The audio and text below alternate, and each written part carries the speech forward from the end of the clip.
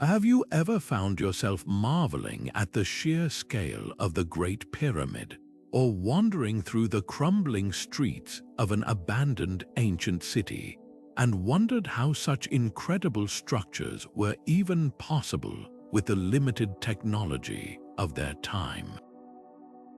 What if I told you that these architectural wonders weren't just impressive feats of construction?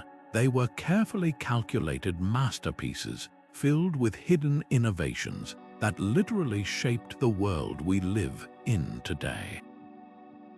There's something profoundly humbling about standing before a monument that has witnessed centuries come and go, something that connects us to the countless generations who walked these same paths, gazed upon these same walls, and wondered at the very same mysteries we're still unraveling today. Across continents and civilizations, from the sun-baked stones of Mesopotamia to the intricate waterways of the Maya, ancient architects made decisions that went far beyond mere aesthetics or structural necessity. They embedded sophisticated knowledge of mathematics, astronomy, sociology, and even psychology into their designs, choices that determined which cities would thrive for millennia and which would vanish into dust. These weren't just buildings, they were living systems carefully engineered to control movement, manage resources, inspire awe, and even manipulate human behavior on a grand scale. The placement of a single gate could determine the outcome of a siege. The alignment of a temple could track celestial events with astonishing precision, and the layout of a city could either foster cultural exchange or enforce social hierarchy for generations. Today, we're embarking on a journey to uncover 23 of these secret architectural decisions, choices so brilliant and forward-thinking that they continue to influence modern urban planning, engineering, and even our understanding of human potential. We'll explore how ancient builders harnessed natural resources in ways we're only beginning to appreciate, how they designed structures that could withstand earthquakes and invasions alike, and how their visionary approaches to city planning created legacies that endure to this day. This isn't just a history lesson, it's a revelation of how human ingenuity, even thousands of years ago, was capable of changing the course of civilization itself. So join me as we step into the minds of these master architects and discover how they silently engineered the future we all share. To truly grasp the genius behind these ancient cities, we need to step back and understand the immense challenges their planners faced. Imagine a world without surveyors' tools, without structural engineering software, without even a common system of measurement that could be shared across great distances.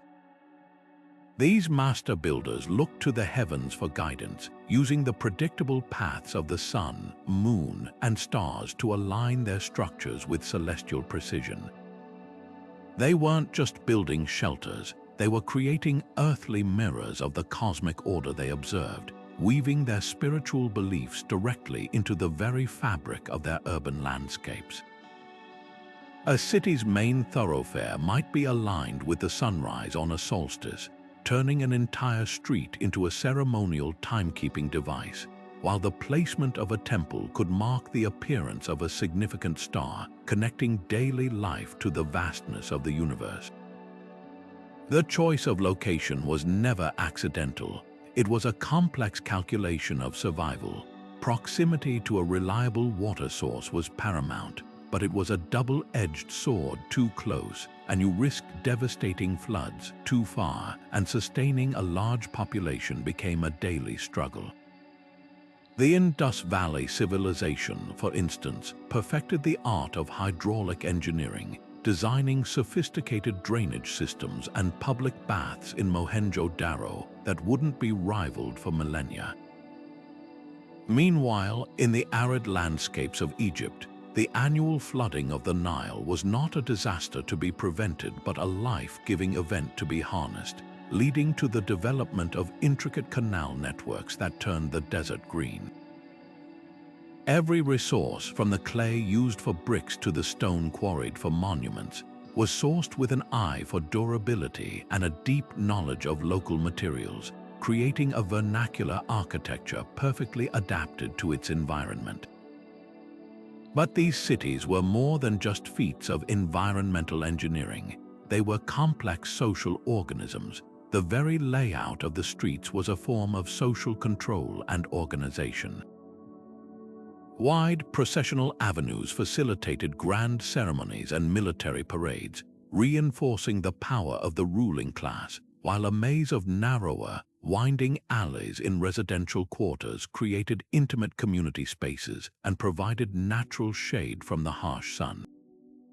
In Mesopotamia, the ziggurat didn't just serve as a temple. It was the administrative and economic heart of the city, a constant visual reminder of the deities, and by extension, the priesthood's central role in all aspects of life.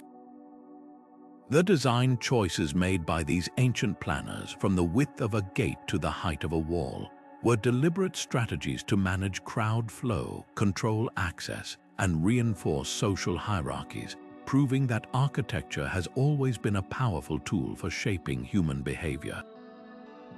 This foundational understanding of urban space as a living, breathing system set the stage for the specific, astonishing innovations we are about to explore.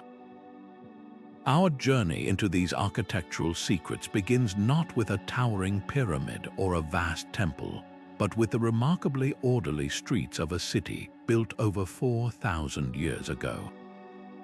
Nestled in the fertile Indus Valley, Mohenjo-Daro stands as a testament to one of history's most revolutionary urban planning decisions: the implementation of a meticulously oriented grid system. Long before the Romans laid their famous straight roads, the architects of this ancient metropolis were designing a city with a precision that would not become common practice for millennia. What's truly astounding is the purpose behind this seemingly simple layout. It was far more than an exercise in neatness. The entire city was rotated, its main streets aligned almost perfectly with the cardinal directions north, south, east, and west.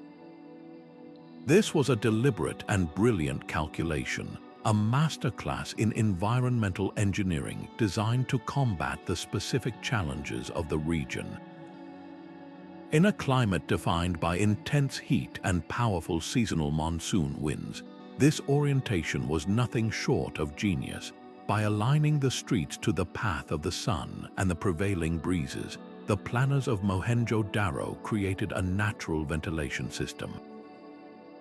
The wide main thoroughfares acted as wind tunnels, channeling cool air from the river deep into the city's heart during the scorching summer months, providing a form of ancient air conditioning that made daily life bearable. Conversely, this alignment also minimized the impact of the harsh, dust-laden winds that could sweep across the plains. The grid wasn't just about moving people, it was about managing an entire microclimate. This sophisticated understanding of environmental dynamics extended below the surface as well. The city featured one of the world's first comprehensive sewerage systems, with covered drains running beneath the streets. The gentle, consistent slope of the gridded lanes ensured that wastewater and monsoon rain were efficiently channeled away from homes and public spaces, preventing flooding and the spread of waterborne diseases, a critical innovation for urban health and sanitation. Beyond its environmental brilliance, the grid served a profound social function. In an era where social hierarchy was often rigidly enforced through architecture, the layout of Mohenjo-Daro suggests a surprising degree of egalitarian planning. While there were certainly larger, more elaborate structures, perhaps for civic leaders or priests, the uniform grid system provided equal access to the city's infrastructure for a wide swath of its inhabitants. The orderly streets facilitated not just the movement of air and water, but the flow of commerce and community interaction, creating a sense of shared space and collective identity. This organization points to a highly centralized and sophisticated authority, one capable of envisioning and executing a complex plan that would serve the city for centuries. The very predictability of the grid made the city navigable, secure, and efficient, reinforcing a social order based on collective well-being rather than just imposing power from above. The motivation behind this precise celestial alignment remains a subject of fascinating debate among archaeologists. Was it purely a practical decision, born from meticulous observation of the sun's path for optimal light and temperature control, or did it also carry a deeper spiritual significance? Many ancient cultures viewed the cardinal directions as sacred, connecting the earthly realm to the cosmic order. Aligning their city with the heavens may have been a way for the inhabitants of Mohenjo-Daro to literally build their place in the universe, weaving their daily lives into the fabric of the stars. This single architectural decision, born from a blend of practical necessity and possibly profound belief, created a legacy that would ripple through time.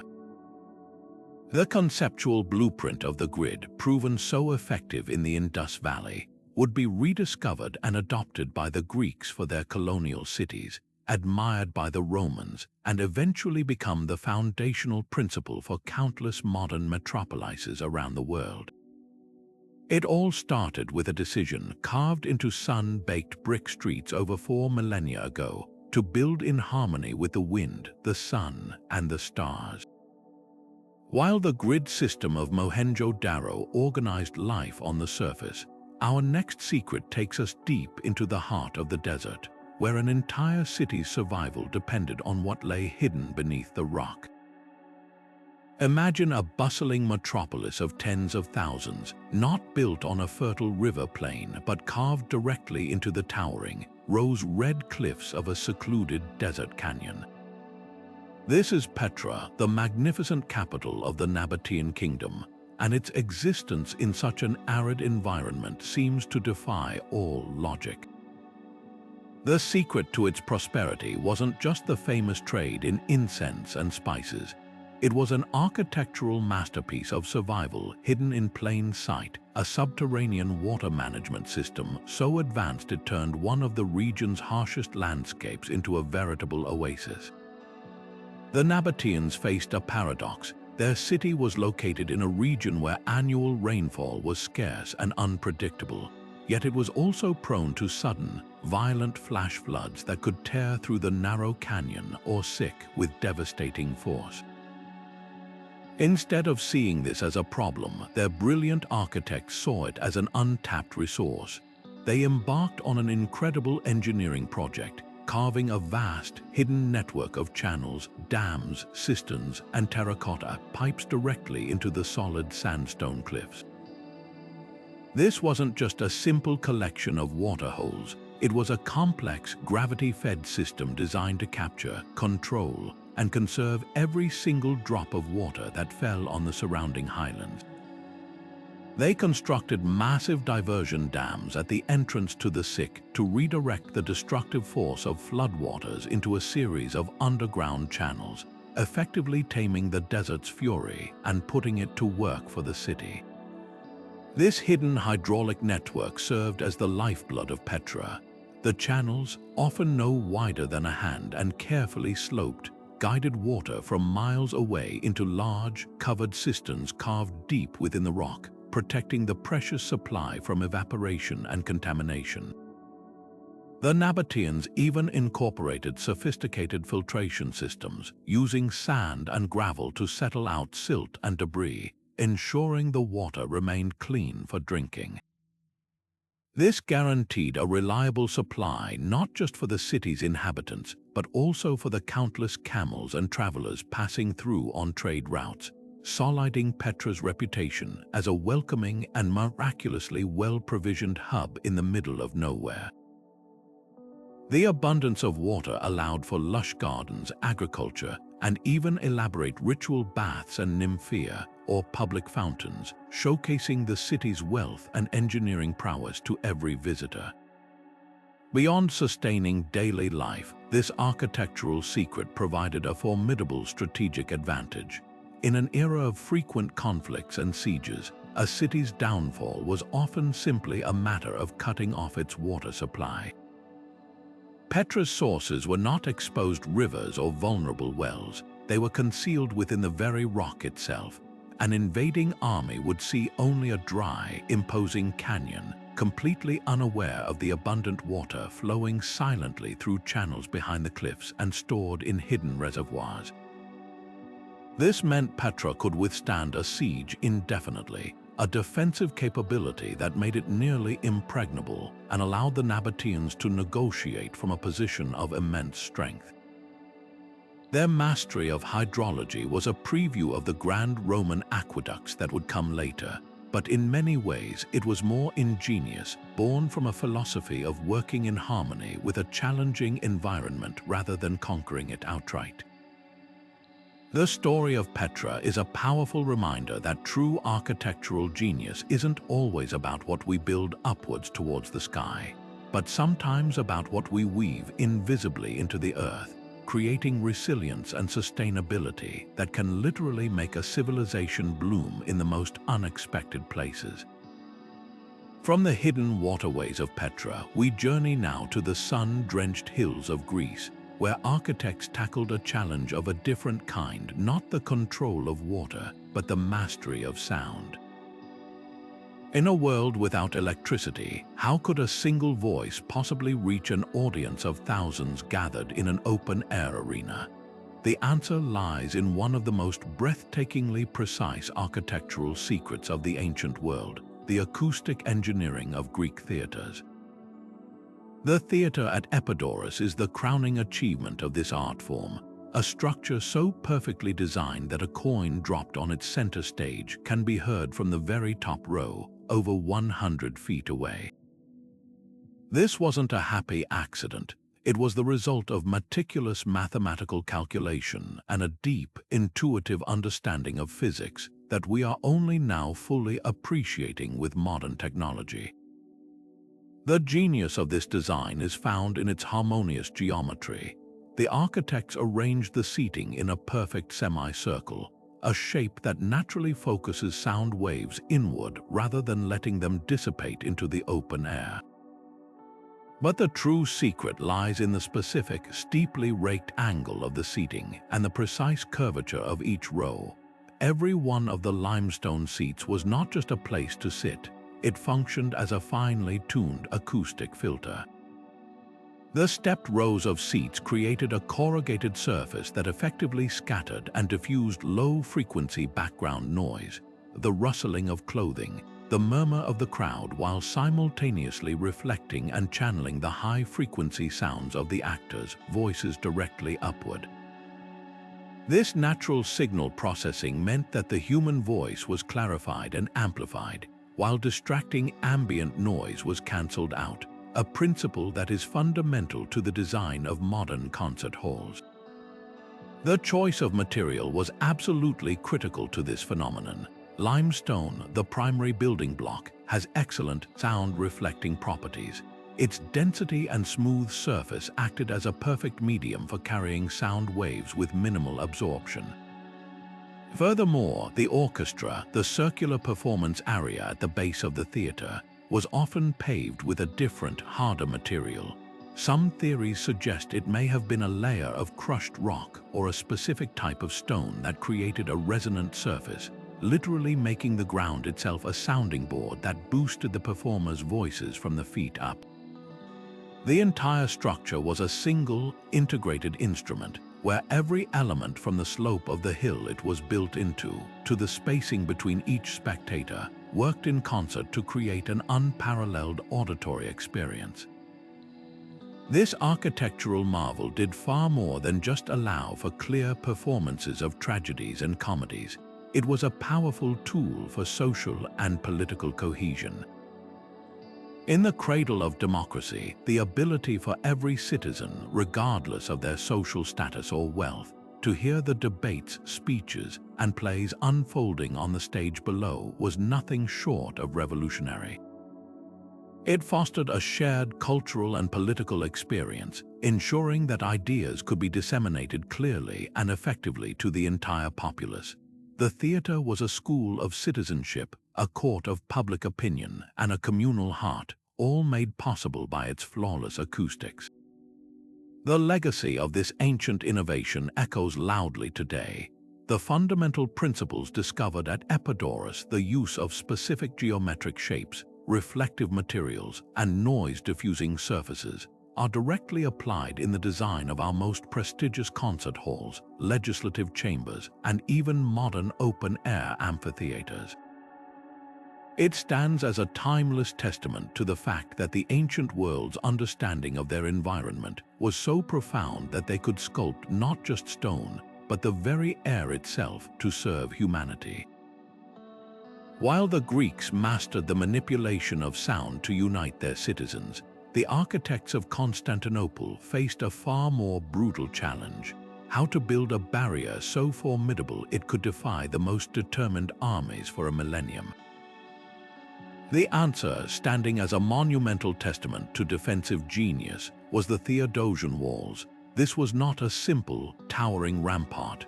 It was a sophisticated, multi-layered system of destruction, a masterpiece of military architecture where every curve, every angle, and every material was calculated to maximize defensive lethality.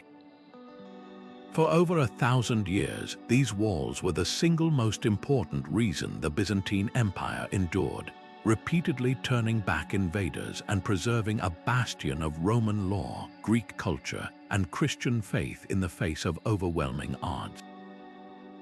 Their design was so effective it became the textbook for medieval fortification across Europe and Asia. The core of their brilliance lay in the rejection of straightforward, flat walls in favor of a complex system of curves and angles.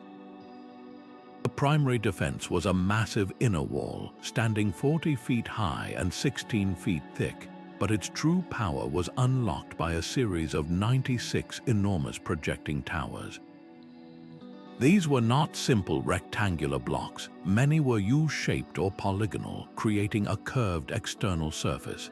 This curvature was a devastatingly simple yet effective innovation against the era's dominant weapon, the battering ram. A ram strike against a flat wall concentrates all its force on a single point, but striking a curved surface causes the ram's head to deflect and slide, dissipating its energy and rendering it far less effective. Furthermore, these projecting towers eliminated the deadly blind spots that plagued straight walls. Defenders on adjacent towers had clear, overlapping lines of sight and fire along the base of the neighboring curtain wall, creating a deadly crossfire, or enfilade, that meant any attacker reaching the foot of the fortifications would be hit from multiple directions at once. This lethal geometry was amplified by the wall's staggering depth.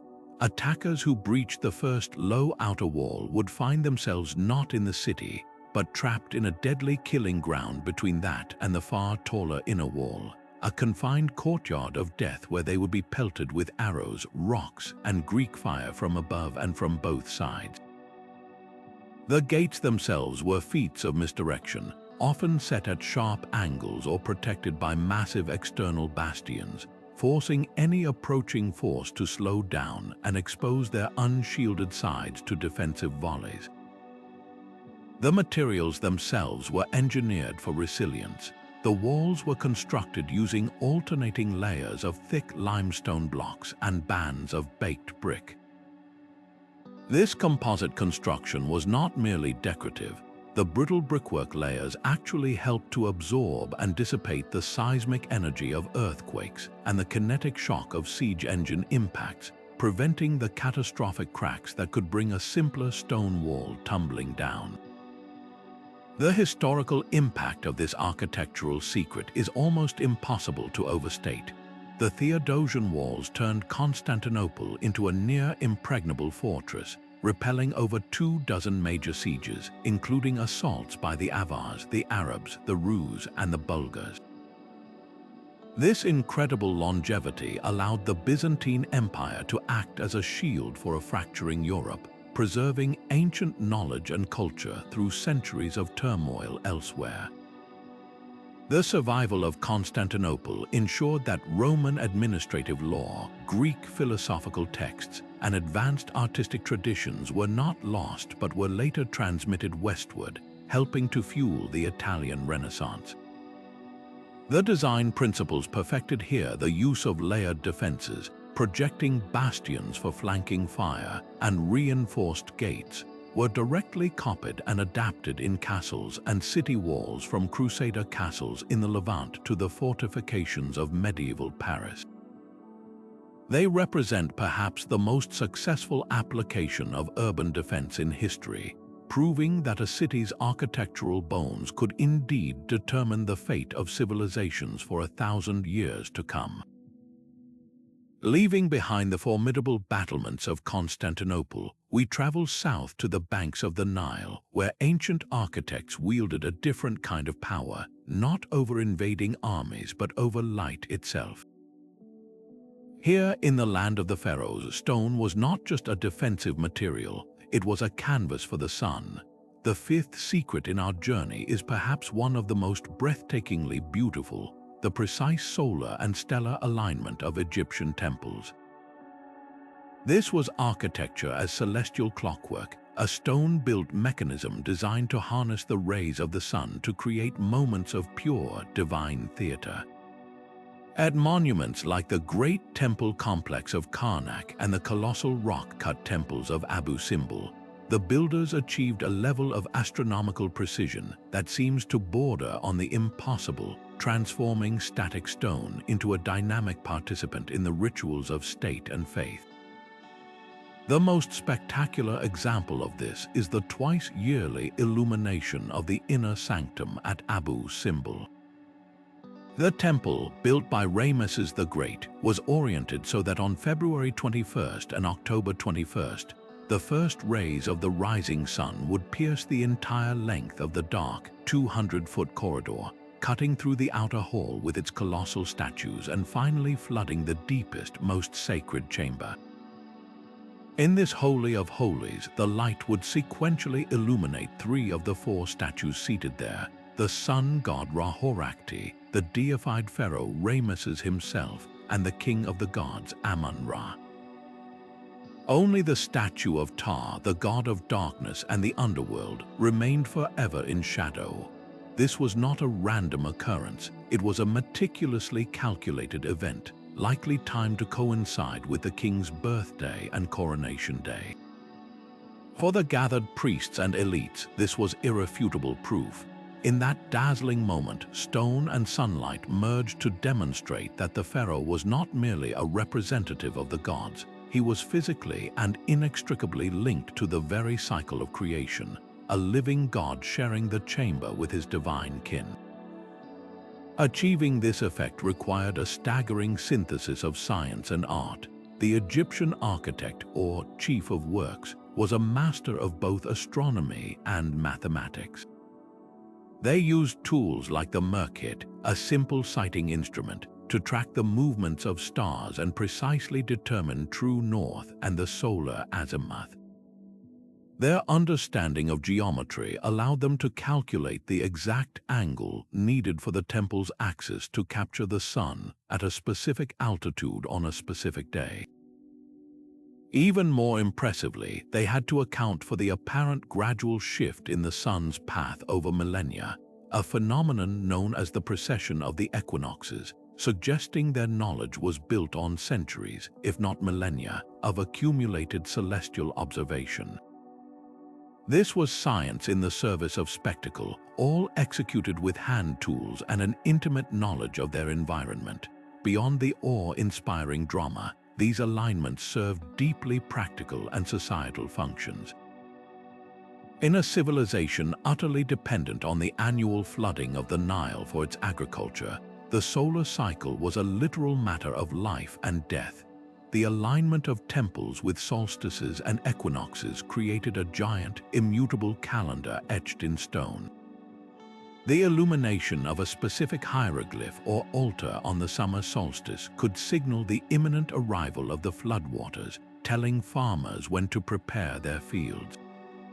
This intertwining of the sacred and the practical meant that the temple was not an isolated place of worship but the very heartbeat of the community, regulating the rhythm of daily life, taxation, and seasonal labor. It was the ultimate tool for social cohesion and control, reinforcing the idea that the pharaoh's divine mandate was what guaranteed the fertility of the land and the stability of the universe, a concept known as Mat or cosmic order. The legacy of this architectural secret is profound. It demonstrates a world view where the earthly and the celestial were not separate realms but a single, integrated whole. The temple was a microcosm of the universe, and by aligning it with the heavens, the ancient Egyptians believed they were actively participating in maintaining the balance of creation itself. This philosophy of sacred alignment echoes in the design of Gothic cathedrals, where light pours through stained glass windows at specific times to illuminate altars, and even in modern planetariums and observatories, where architecture is used to frame our view of the cosmos. The silent, sun-drenched stones of Abu Simbel stand as a timeless testament to humanity's enduring quest to find our place in the universe, not just through belief, but through the brilliant, calculated alignment of stone and star. From the celestial alignments of Egypt, we now turn to a more earthly, yet no less brilliant innovation that warmed the very heart of the Roman Empire. Imagine stepping from the crisp air of a British afternoon into the stifling, steam-filled chamber of a caldarium or hot bath. Instead of a damp, oppressive fog, you are greeted by a dry, enveloping heat that seems to radiate from the very floors and walls themselves.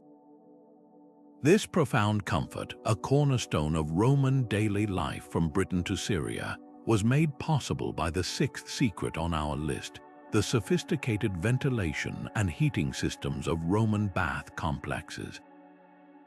This was not mere luxury. It was a public health revolution engineered in brick and mortar, a testament to a civilization that understood the architectural pursuit of human well-being on a grand scale. The genius of this system was its elegant simplicity, harnessing the basic principle that hot air rises. The heart of the operation was the hypocaust, a term meaning fire beneath. Furnaces, stoked by teams of slaves, generated immense heat that was channeled into the empty space beneath the raised floors of the bathhouse. These floors were supported by countless short, sturdy pillars of brick, creating a vast, hidden plenum chamber for hot air to circulate. But the innovation didn't stop at the floor. The architects ingeniously embedded rows of flat, rectangular terracotta tubes called tubuli within the walls themselves. As the hot air from beneath the floor naturally rose, it would flow through these hollow wall cavities, turning every surface into a radiator that gently and consistently warmed the room. This dual system eliminated the cold, damp patches that would have made such large, tiled rooms unbearably clammy and inefficient. The true architectural secret, however, lay in the masterful management of the byproducts of this system, smoke and steam. This is where the ventilation shafts came into play. Strategically placed flues and openings, often disguised as decorative elements or integrated into cornices, created a controlled draft that pulled the spent smoke from the furnaces up and out of the building through chimneys, while simultaneously drawing fresh air into the complex. This constant passive exchange was crucial. It prevented the buildup of dangerous gases like carbon monoxide and efficiently carried away excess humidity from the pools and bathers, maintaining that clear, dry heat that the Romans prized. The entire bathhouse functioned like a single, breathing organism, with the hypocaust as its heart and the ventilation shafts as its lungs, all working in concert through the unforced flow of convection. The impact of this architectural marvel extended far beyond simple comfort. In an era before modern medicine, these baths were a powerful tool for public health. The consistent high heat promoted sweating and cleanliness, helping to reduce parasites and the spread of disease.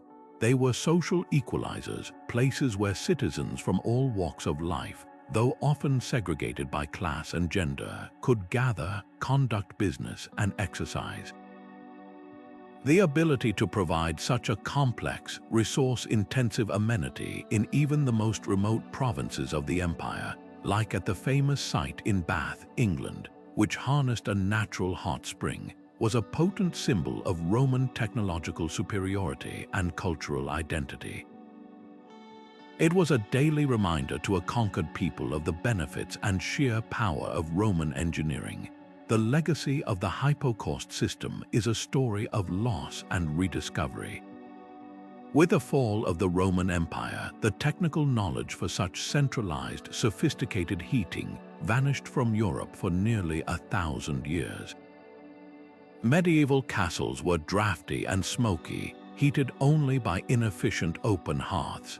It wasn't until the Renaissance that scholars and architects, studying the ruins of ancient Roman structures, began to understand and revive these principles, leading to the development of early central heating systems in grand palaces. The basic concept of circulating warm air through voids in floors and walls directly inspired the ductwork and radiator systems that would eventually heat the modern world.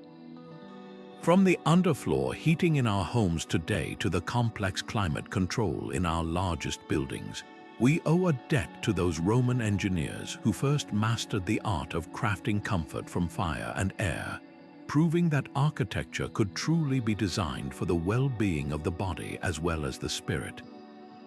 While the Romans engineered comfort through controlled heat and air, another ancient civilization on the sun-drenched island of Crete faced a far more violent and unpredictable force of nature. The Minoans, a vibrant and sophisticated Bronze Age culture, built their grand palace complexes in a region crisscrossed by active fault lines, where the very ground beneath their feet could shudder and split without warning. Their architectural response to this constant threat is our seventh secret: the earthquake-resistant foundations and flexible structural systems of the Palace of Knossos. This wasn't about brute strength, it was about brilliant, calculated flexibility, a concept so advanced it would not be widely rediscovered until the modern era of seismic engineering. The genius of Minoan architecture lay in its ability to dance with the earth rather than resist it. They understood that a rigid, monolithic structure would be shaken apart by the sheer vibrational energy of a quake. Instead, they designed the palace to move and absorb these shocks. One of their most ingenious techniques was the incorporation of a flexible wooden framework directly into the masonry. They would construct walls using a skeleton of sturdy wooden beams, crisscrossing them in a lattice pattern known as an arthropodal system, and then infill the spaces with rubble and stone. Think of it as the ancient equivalent of reinforced concrete. During an earthquake, the stone infill might crack and shift, but the flexible wooden grid would hold everything together, preventing a catastrophic collapse and allowing for relatively easy repairs once the trembling stopped. This philosophy of flexibility extended to every major structural element. The iconic Minoan columns, famously wider at the top than at the bottom, were not merely an aesthetic choice. This inverted, tapered design, typically made of wood and mounted on a round stone base, acted as a sophisticated shock absorber. In a seismic event, the wooden column could pivot and rock on its rounded base, dissipating destructive energy laterally instead of transmitting it vertically through the building. Even the palace's intricate drainage system was designed with movement in mind. Sections of stone piping were joined with flexible couplings that could bend and shift without breaking, ensuring the vital water supply remained intact after the ground settled. The choice of location and foundation was equally deliberate. The Minoans built on stable bedrock where possible, avoiding soft, liquefiable soils that amplify seismic waves. Their foundations were deep and robust, but again, designed for movement rather than absolute rigidity. This profound understanding of their local geology and the dynamics of structural loads is nothing short of astonishing. It represents a form of proto-scientific observation, where centuries of experience with frequent, smaller tremors led to an empirical understanding of how to build for survival. They were mastering principles of energy dissipation and harmonic damping over 3,000 years before these terms entered an engineer's lexicon. The impact of this architectural foresight was profound. By ensuring the structural resilience of Knossos, the Minoans safeguarded their entire cultural and administrative world. The palace was not just a king's home, it was the central warehouse for grain, oil, and wine, the workshop for artisans, the archive for clay tablets written in Linear B, and the ceremonial heart of the community. Its continued operation after seismic events meant economic stability, the preservation of knowledge, and the maintenance of social order. It allowed their intricate frescoes, sophisticated pottery, and vibrant culture to flourish for centuries, creating a legacy that would later influence the Mycenaeans and, through them, the Greeks. The silent, flexible stones of Knossos stand as a powerful reminder that the greatest architectural triumph is not just to build impressively, but to build lastingly in a delicate, dynamic partnership with the powerful forces of our planet. Leaving behind the flexible foundations of the Minoans, we journey across the ocean to a city where architecture was conceived not just as shelter, but as a mirror of the cosmos itself.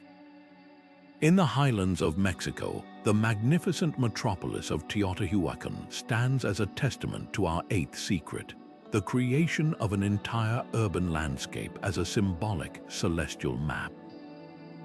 This was not a city that simply grew organically over time. It was a vast, premeditated architectural diagram of the universe, meticulously planned and executed with a geometric precision that still inspires awe today.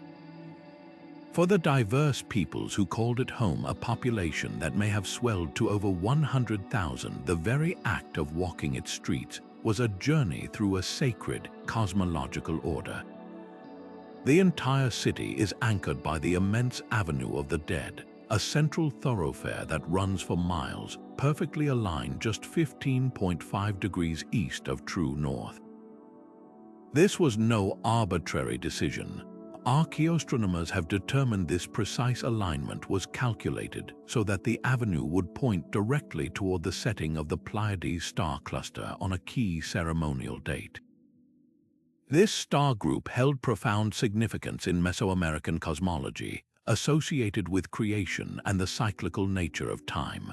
Furthermore, this alignment also corresponded with the peak of a nearby sacred mountain, Cerro Gordo, visually tying the man-made city to the permanent, powerful features of the natural world. The two colossal pyramids, the Pyramid of the Sun and the Pyramid of the Moon, were not just placed randomly along this avenue. They were positioned to create specific sightlines and relationships with the surrounding landscape and the celestial sphere above, turning the entire urban plan into a giant astronomical observatory and calendar. This celestial vision was grounded by an astonishingly practical and uniform system of measurement. Teotihuacano architects used a standardized unit now called the Teotihuacan unit, measuring approximately 83 centimeters. This unit was the building block of the entire city.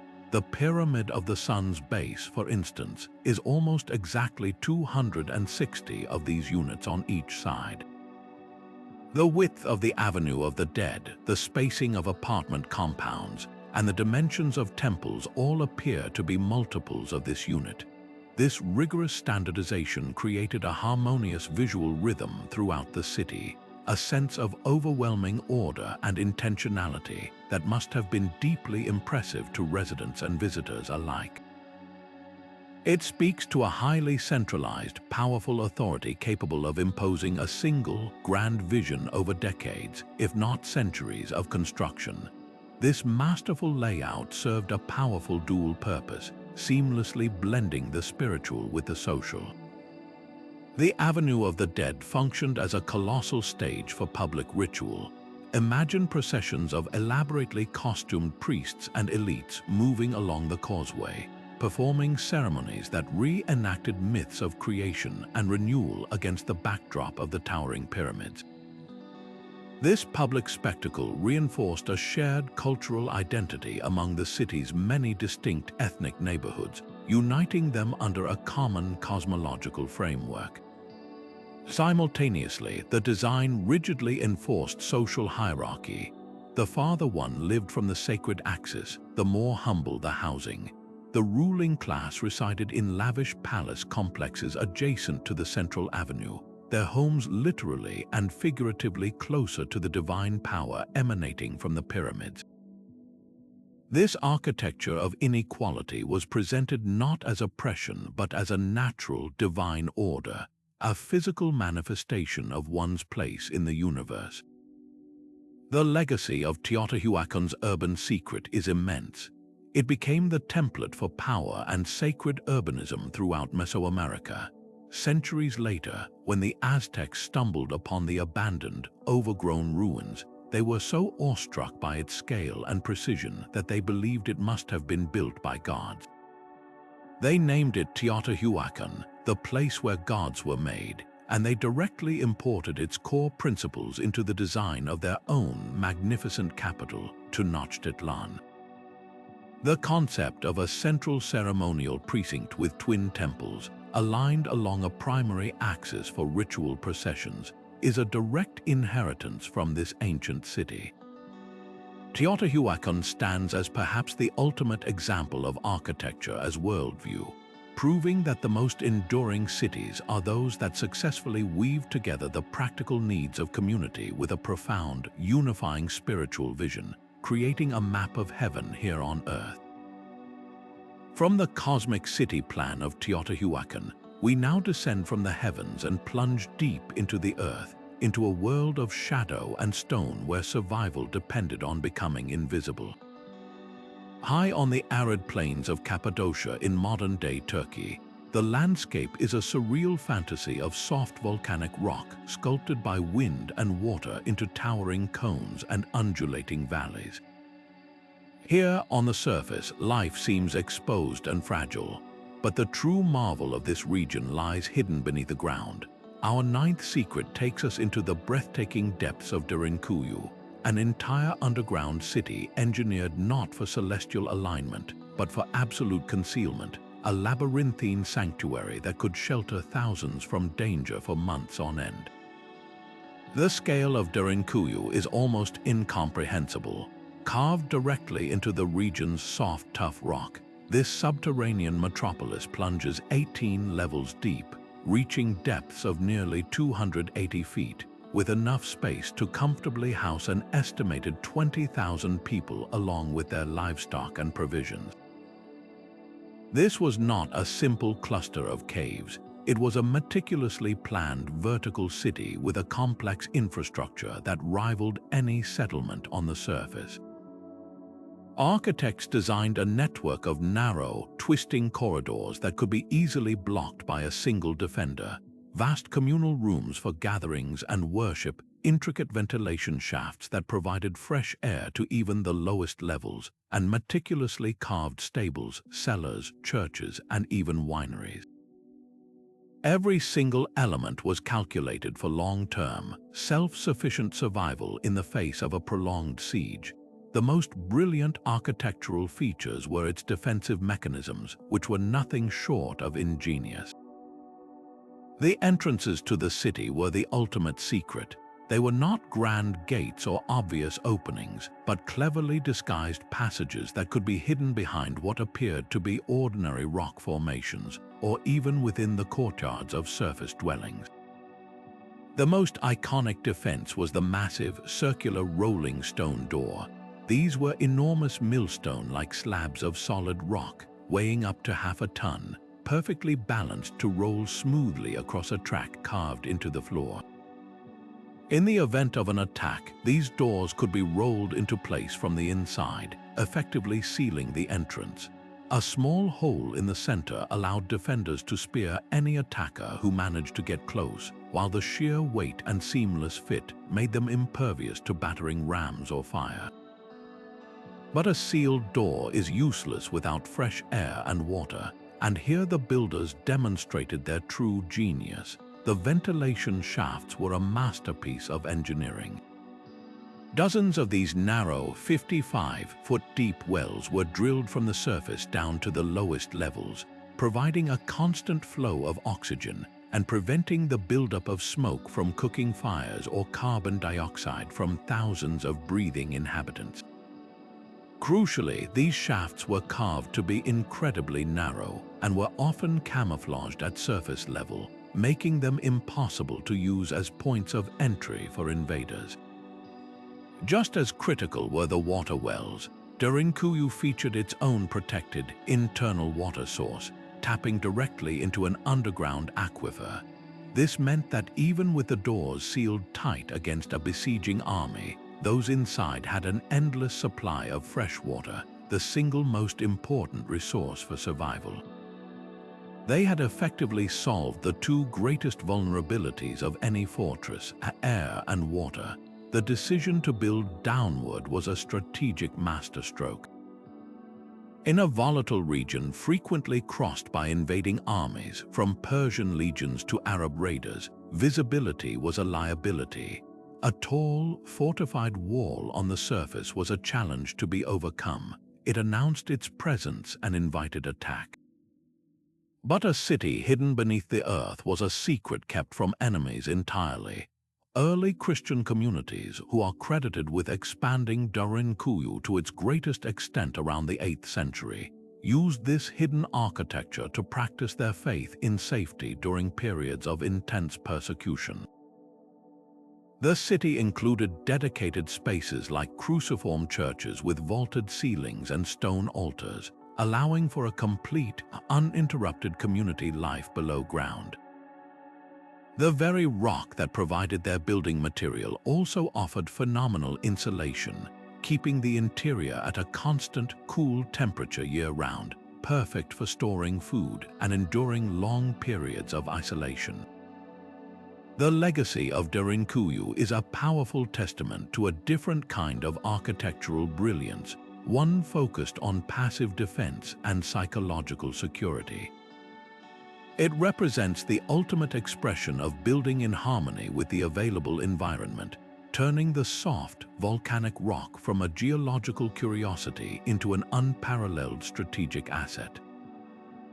This concept of concealed, self-sufficient refuge echoes through history, from the hidden priest holes in English manor houses during the Reformation to the nuclear bunkers of the 20th century. Derincuyu stands as a timeless reminder that sometimes the most powerful fortress is not the one that is most imposing, but the one that cannot be seen at all, a silent guardian offering safety in the profound, protective embrace of the earth itself. While the hidden cities of Cappadocia mastered survival through concealment, another ancient civilization turned to a far more visible and powerful natural force, one that pulsed with the predictable rhythm of the moon. Our 10th secret takes us to the bustling banks of the river Thames in Roman Londinium, where engineers performed a remarkable feat of hydraulic alchemy. They didn't just use the river for transport or water. They learned to harness its very pulse, constructing sophisticated tide mills that transformed the endless energy of the ocean's tides into the daily bread of a growing urban population. This was an early and brilliant foray into renewable energy, a seamless integration of natural force and urban necessity that would not be surpassed for over 1,000 years. The genius of these mills lay in their elegant exploitation of a simple, constant cycle. The Romans observed that the Thames, being a tidal river, experienced 2 high tides and 2 low tides each day. They constructed a large dam or barrier across a creek or inlet off the main river, creating a large reservoir known as a mill pond. This pond was equipped with a sluice gate. As the high tide rolled in, the gate was opened, allowing the rising seawater to flood into the reservoir.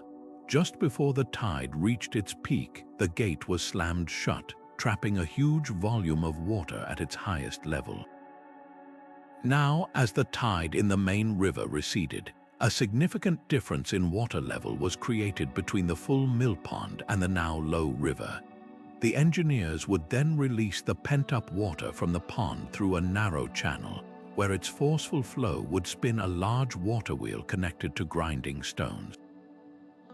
This system could operate twice daily with relentless reliability, powered not by unpredictable weather or expensive animal labor, but by the immutable gravitational dance of the Earth and Moon.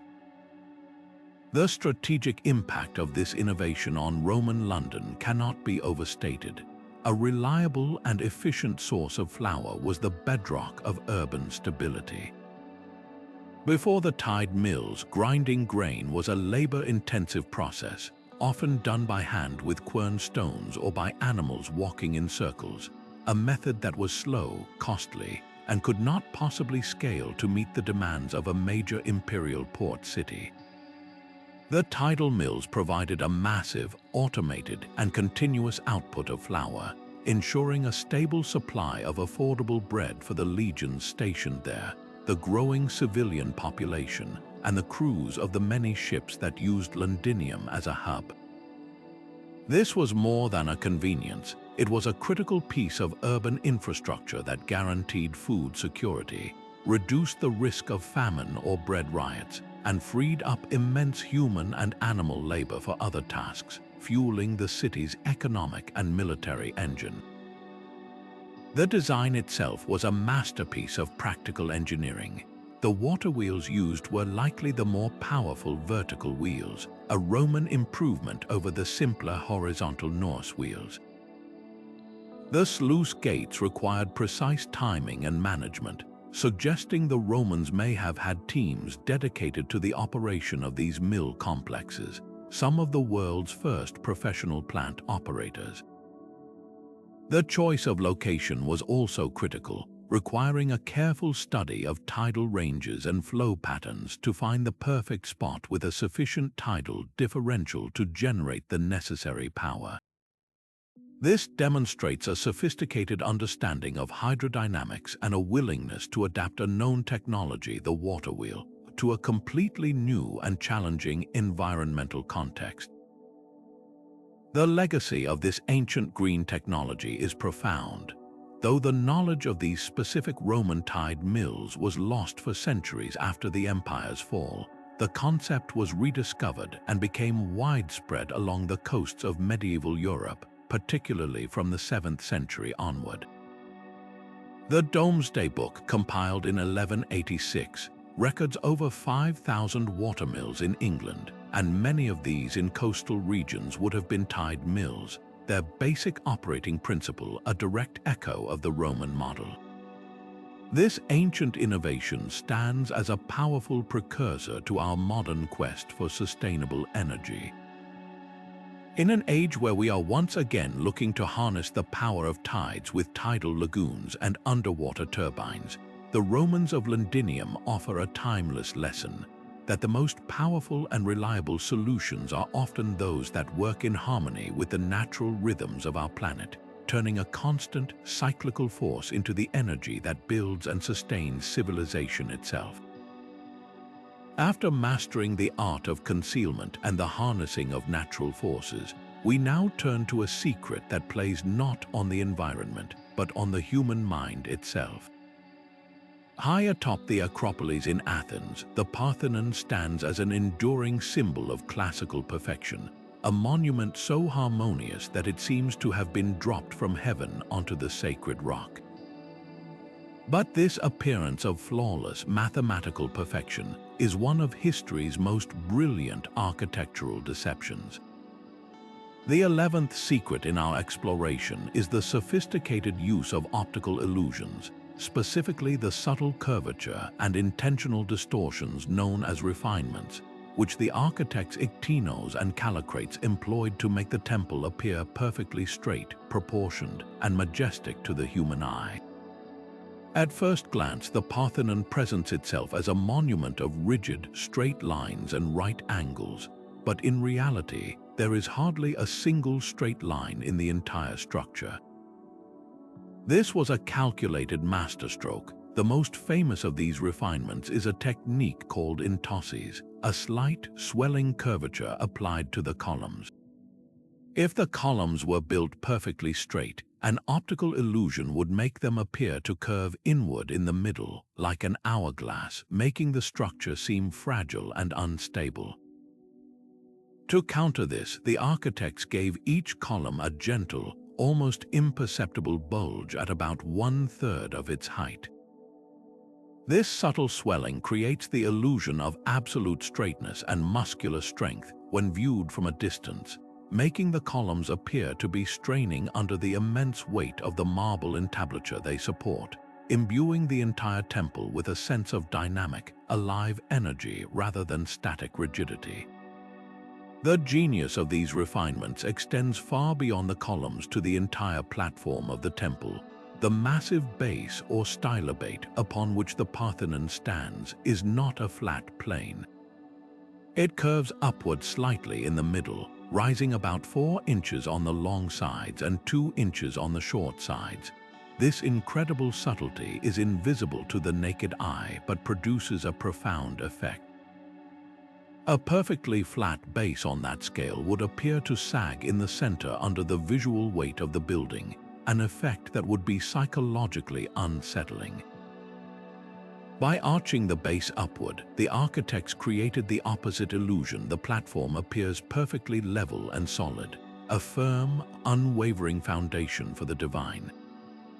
Even the columns themselves are not placed perfectly vertically. They tilt inward slightly, and the corner columns are imperceptibly thicker than the others to withstand the brighter light that would hit them and make them appear more slender. Every single element was tweaked, adjusted, and curved to fight against the tricks of human perception and the distorting effects of light and distance. The driving force behind this painstaking effort was the Greek pursuit of arete excellence or virtue, and their philosophical obsession with ideal beauty, which they believed was found not in nature but in perfect mathematical ratios. The Parthenon is a three-dimensional expression of the golden ratio, a proportion believed to be the key to aesthetic harmony. The refinements were the final, crucial step in this process. They understood that mathematical perfection on paper would not translate to perceptual perfection in the real world.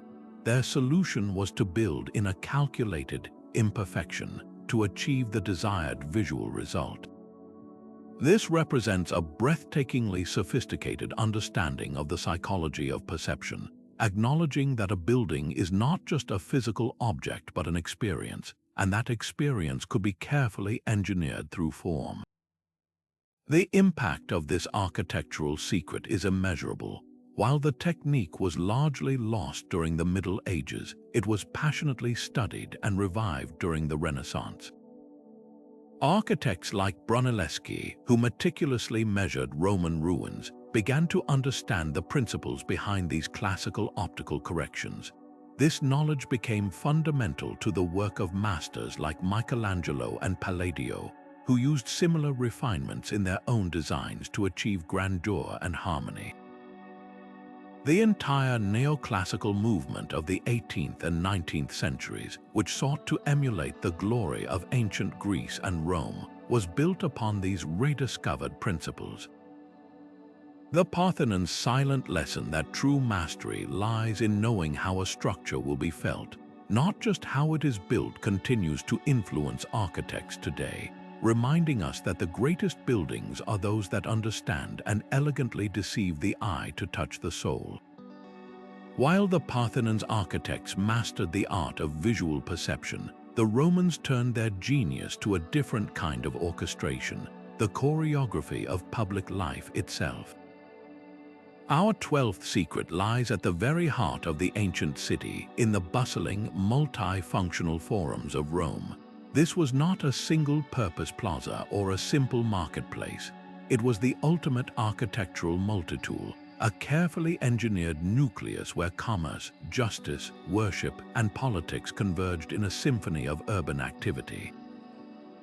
The Roman Forum and the many imperial forums that expanded from it were the central processing units of the empire, designed not just to house these functions but to actively enhance and interconnect them, creating a model of civic efficiency that would shape Western urban design for 2 millennia. The genius of the forum's design was its masterful use of axial planning and controlled monumentality. Unlike the more organic, winding streets of older cities, forums were typically rectangular plazas, entered through grand arches that framed the space and signaled a transition from the chaotic city into a realm of order and imperial power. Once inside, a citizen was surrounded by a carefully curated architectural ensemble. Colonnades line the perimeter, providing shaded, covered walkways that encouraged strolling and conversation while protecting pedestrians from the elements. These arcades housed rows of tabernae, the small shop fronts where merchants sold everything from spices to legal services, integrating commerce directly into the civic experience. At one end stood the Grand Temple, often dedicated to the patron deity of the city or the deified emperor, its elevated position and towering columns a constant visual reminder of the divine sanction behind Roman authority. And on the opposite side, or sometimes integrated into the colonnades, was the basilica, the magnificent hall-like structure that served as the city's law court and stock exchange. This integrated layout was a stroke of sociological brilliance. By placing the basilica, the temple, and the market in immediate proximity, the architects ensured a constant, natural flow of people between the most critical aspects of public life. A merchant closing a deal in the basilica could step directly into the square to make a sacrifice at the temple for good fortune, then walk a few steps to check on his shop in the colonnade. A politician campaigning for office would find a captive audience of shoppers, lawyers, and worshippers all mingling in the same central space. This wasn't an accident. It was a deliberate strategy to foster what we might now call social capital. The forum forced interaction between different social classes and professional groups, creating a shared sense of Roman identity and facilitating the rapid exchange of not just goods, but ideas, news, and political sentiment. It was the original social network, built in marble and travertine. The architectural elements themselves were tools for managing this dense, complex environment. The open central plaza could accommodate vast crowds for public announcements, ceremonies, or elections, while the surrounding colonnades offered more intimate spaces for private negotiation and quiet conversation. The basilica, with its lofty nave and side aisles separated by rows of columns, provided a dignified, awe-inspiring setting for the administration of justice, its very design reinforcing the gravity and impartiality of the law. The entire complex was often adorned with statues of heroes and former emperors, equestrian monuments, and inscribed plaques detailing laws and treaties, turning the entire forum into an open-air museum of Roman values and history. Every stroll through the space was an informal lesson in civic virtue and imperial glory. This versatile approach to public space was a key factor in Rome's ability to govern its vast, diverse empire. The forum model was exported to every corner of the known world, from London to Damascus. In each new province, the construction of a forum was the primary act of urbanization, a powerful symbol of Roman order imposed upon the landscape. It served as the administrative command center for the region, the focal point for the census, tax collection, and the dissemination of imperial decrees. Its standardized design provided a familiar and functional heart for every city, allowing for the efficient management of dense populations and complex administrations. This concept of a multi-use civic core, where the key functions of society are housed together in a grand, accessible, and orderly environment, is the direct ancestor of our modern city halls, civic centers, and public squares. The next time you walk through a city center where a town hall, a library, and public gathering spaces coexist, you are experiencing the enduring legacy of the Roman Forum. An architectural secret that understood a city's true heart is found not in its walls, but in the vibrant, interconnected life of its people. Leaving behind the orchestrated civic life of the Roman Forum, we now journey to the lush Yucatan Peninsula, where an entire civilization's understanding of time and the cosmos was etched into stone. In the great Maya city of Chichen Itza, architecture reached its most profound purpose, to serve as a bridge between the earthly and the celestial. Our 13th secret unveils one of the ancient world's most sophisticated scientific instruments, not a handheld tool, but a building itself.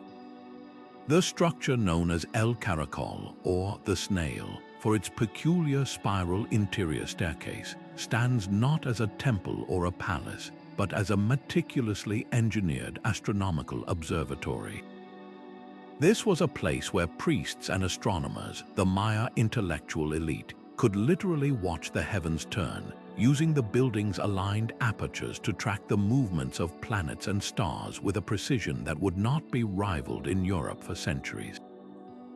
The genius of El Caracol lies in its deceptive complexity. At first glance, it is a curious, round tower perched on top of two large rectangular platforms, a unique form in a city of steep pyramids. But every element of its design is a calculated function. Its windows and doors are not simply openings for light and air, they are precisely calibrated sightlines. The most important of these alignments targeted the planet Venus, which held immense significance in Maya cosmology. They tracked its complex 584-day cycle, knowing its appearance as the morning and evening star. Other alignments captured the extreme positions of the sun on the solstices, the moments when it appears to stand still at the northernmost and southernmost points on the horizon before reversing its course. The entire building was a three-dimensional calendar, its stone architecture frozen in a permanent dance with the moving heavens. This celestial knowledge was not abstract science, it was the very engine of Maya society. The ability to predict the rainy and dry seasons with absolute certainty was the difference between abundance and famine. By reading the skies through the windows of El Caracol, the astronomer priests could tell farmers exactly when to clear their fields, when to plant their maize, and when to expect the life-giving rains. This power to guarantee the food supply was the ultimate source of political and religious authority. The ruling class could present themselves not just as warriors or nobles, but as indispensable intermediaries with the gods who controlled the forces of nature. Their predictions were performed as public ritual, reinforcing their divine mandate with every successful forecast. A ceremony timed to coincide perfectly with the rise of Venus was a breathtaking display of this connection, a potent demonstration that the king and his priests alone could commune with the cosmic order. The architectural achievement required to build such a precise instrument is staggering.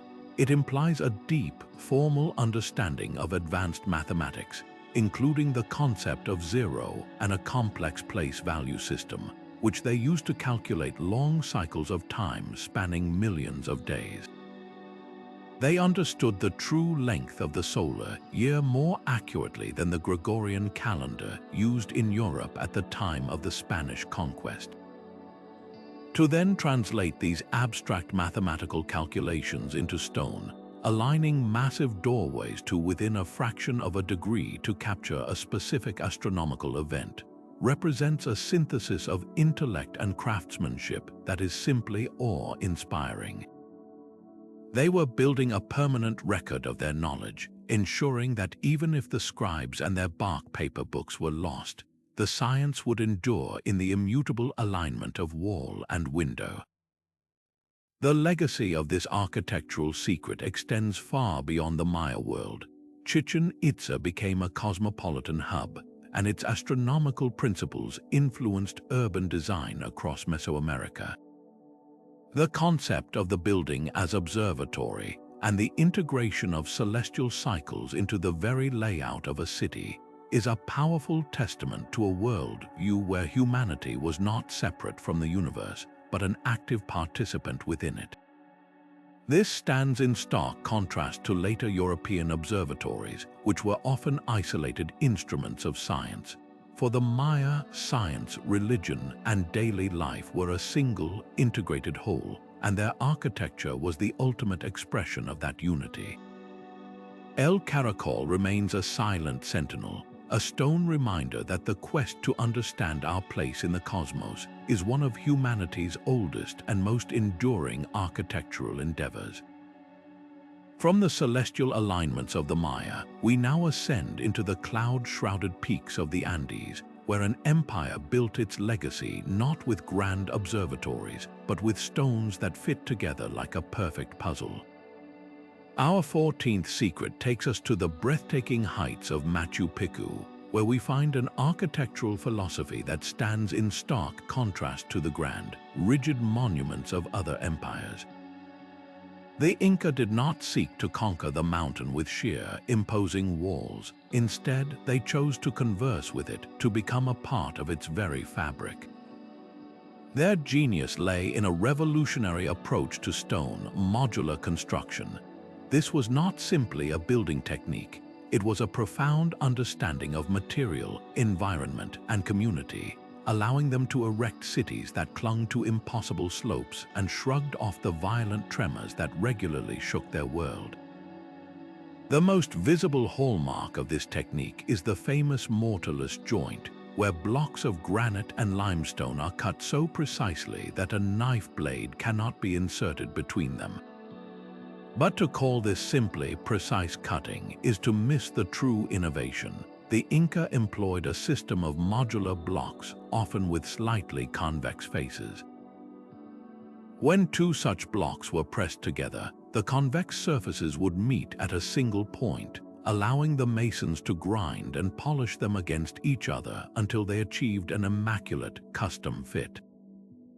This process created immense friction and interlocking tension, effectively turning an entire wall into a single, monolithic entity. More importantly, many blocks were carved with multifaceted, jigsaw-like projections that locked into corresponding indentations on their neighbors.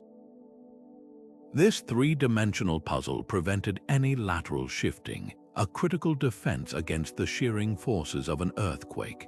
During a seismic event, a mortared wall acts as a single, rigid unit that cracks under stress.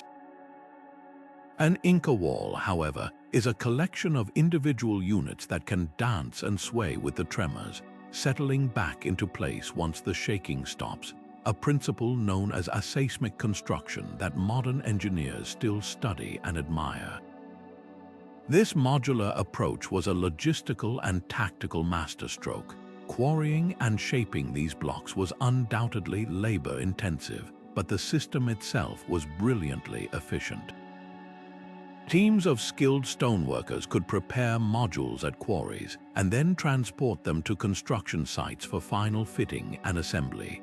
This meant that complex projects could be undertaken by a distributed workforce, a crucial advantage for an empire expanding at a breathtaking pace across some of the most challenging terrain on Earth.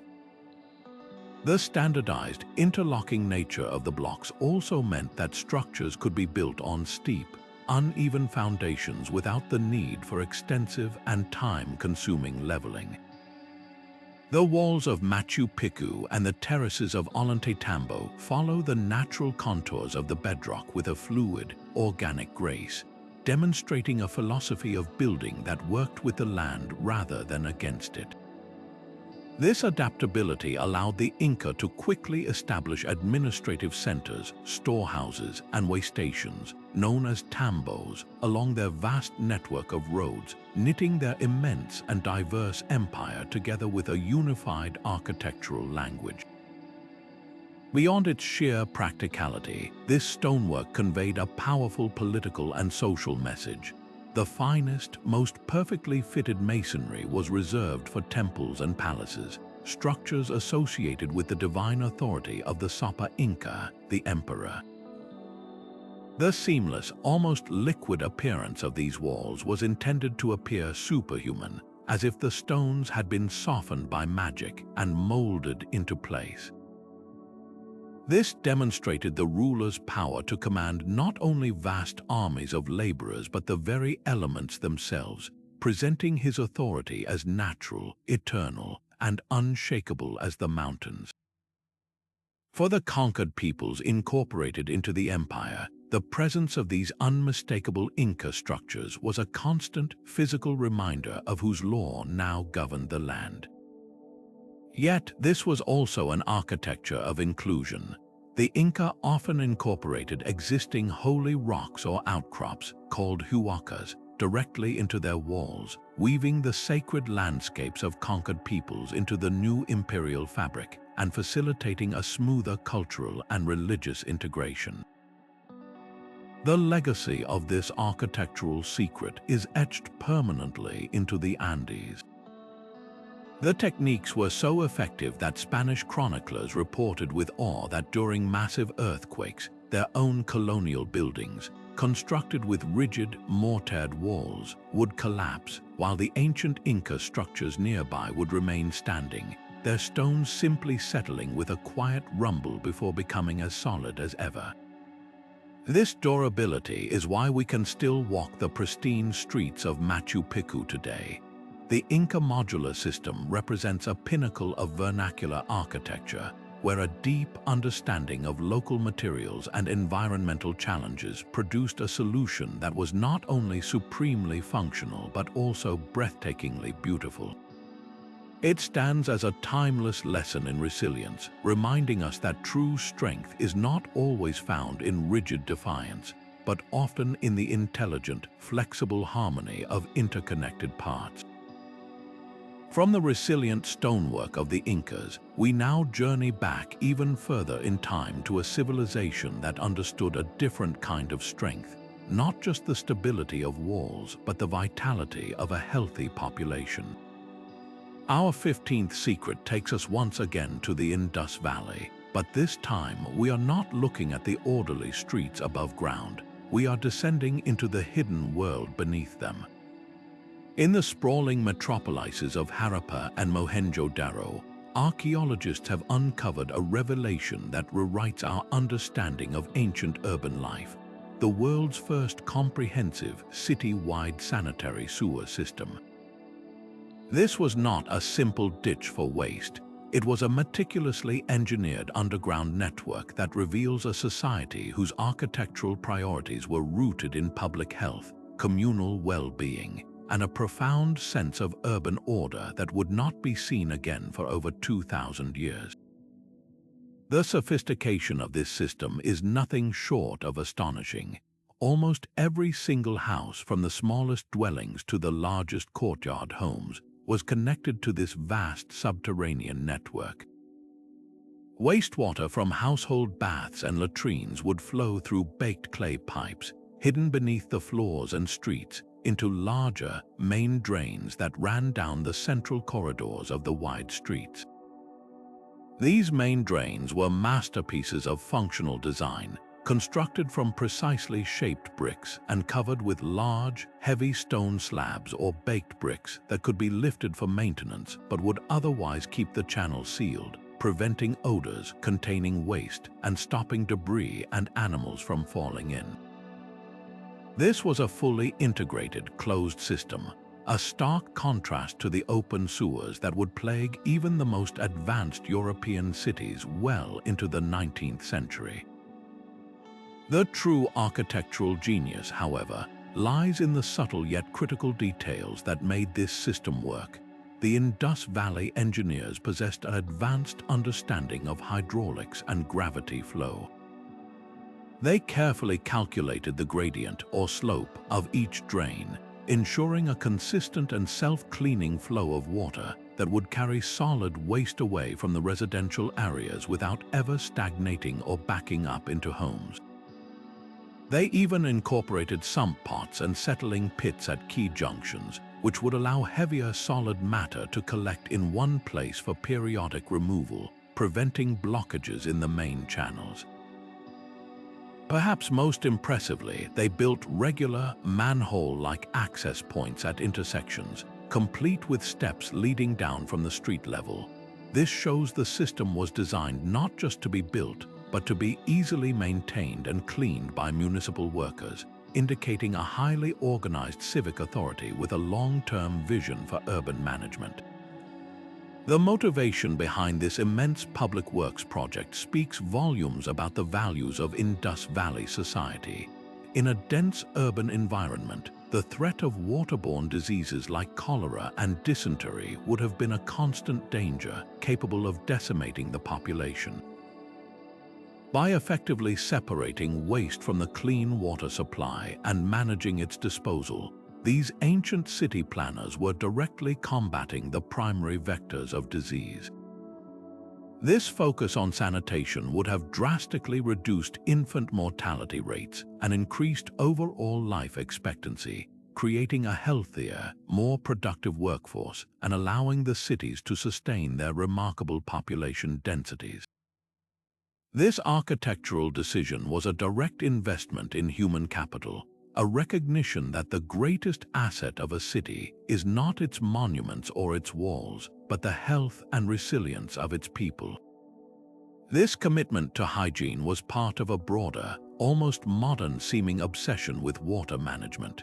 Nearly every house featured its own private bathing area with a waterproof floor and a dedicated drain, suggesting that personal cleanliness was a deeply ingrained cultural value. Many neighborhoods had communal wells for drawing fresh, clean water, strategically placed for easy access.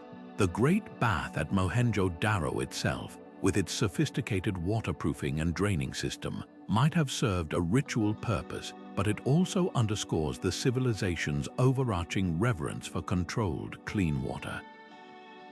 They didn't just have sewers, they had a holistic water culture where the entire cycle, from fresh water procurement to wastewater disposal, was carefully considered and architecturally integrated.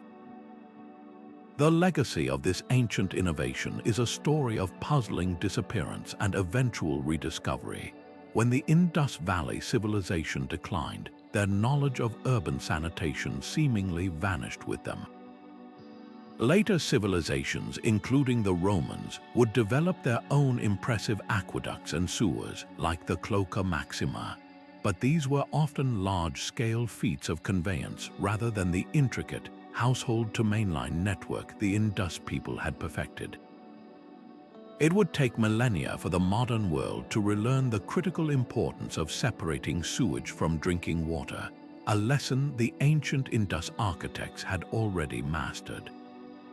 Their silent, brick-lined channels running beneath those first great cities stand as a powerful and humbling testament to a vision of urban life where architecture serves not just the powerful, but the fundamental health and dignity of every single citizen. While the Incas mastered the mountain and the Indus Valley pioneered urban health, another empire confronted a challenge of a completely different scale: distance. The Achaemenid Persian Empire, under rulers like Darius the Great, stretched from the Nile River to the Indus Valley, an expanse of unimaginable diversity encompassing dozens of different peoples, languages, and landscapes. Governing this colossal realm required more than just powerful armies. It demanded a revolutionary system of connection. Their solution, our 16th secret, was not a single building but a line that became the very nervous system of the empire. This was the architectural secret of the Royal Road, a masterpiece of logistical planning where the path itself and the structures placed along it became the primary tool for binding a vast and disparate world into a unified whole. The genius of the Royal Road was not merely that it was long, stretching an astonishing 2,500 kilometers from the capital at Susa to the important city of Sardis near the Aegean Sea, but in the sophisticated support architecture that made its use so efficient and secure. This was not a simple dirt track worn down by caravans. Persian engineers actively shaped the route, grading the path to create a stable, all-weather surface, cutting through obstructions, and constructing durable bridges across otherwise impassable rivers. These feats of civil engineering ensured that the road remained open year-round, turning a seasonal trail into a permanent, reliable artery. But the true architectural innovations were the way stations, or stathmoi, placed at regular intervals, approximately a day's journey apart on horseback.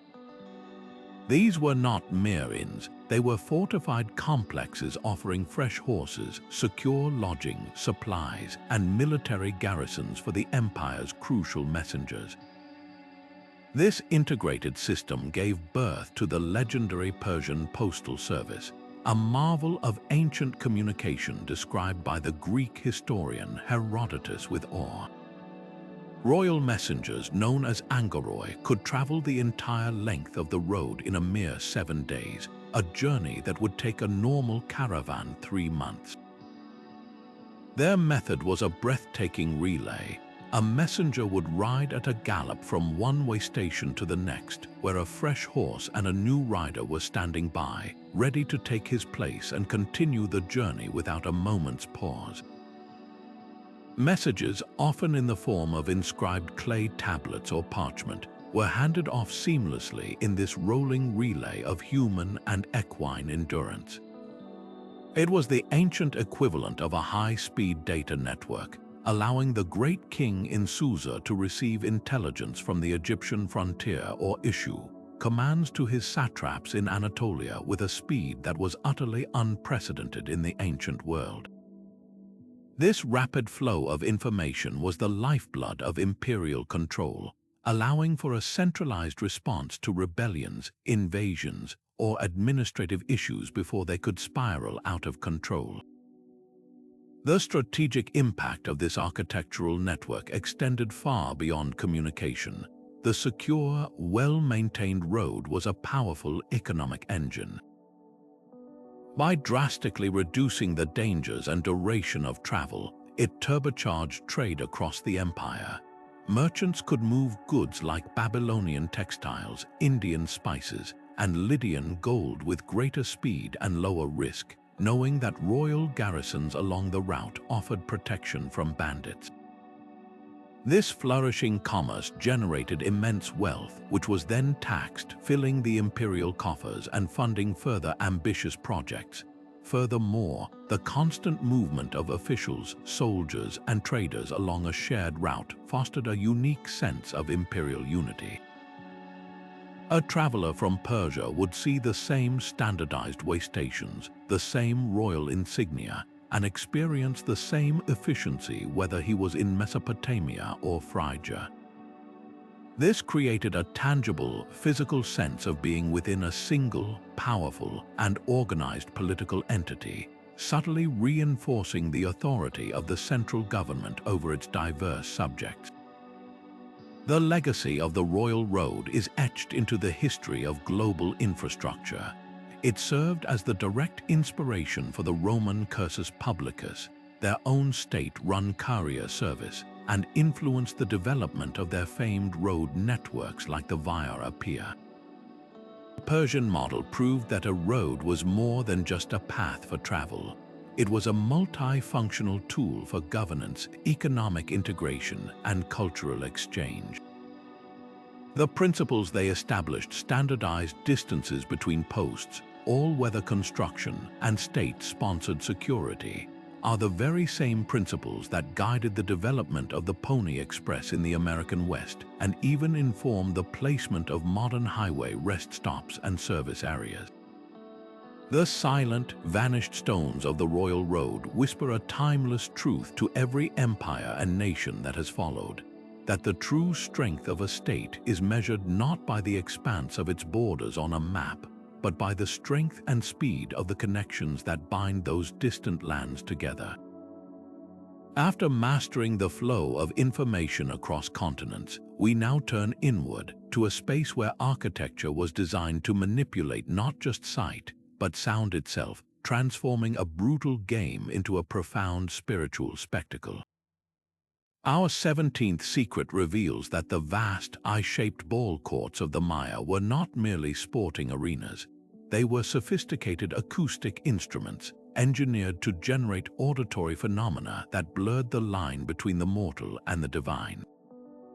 At centers like Chichen Itza, the towering, sloped walls of the Great Ball Court were not just barriers to keep the heavy rubber ball in play.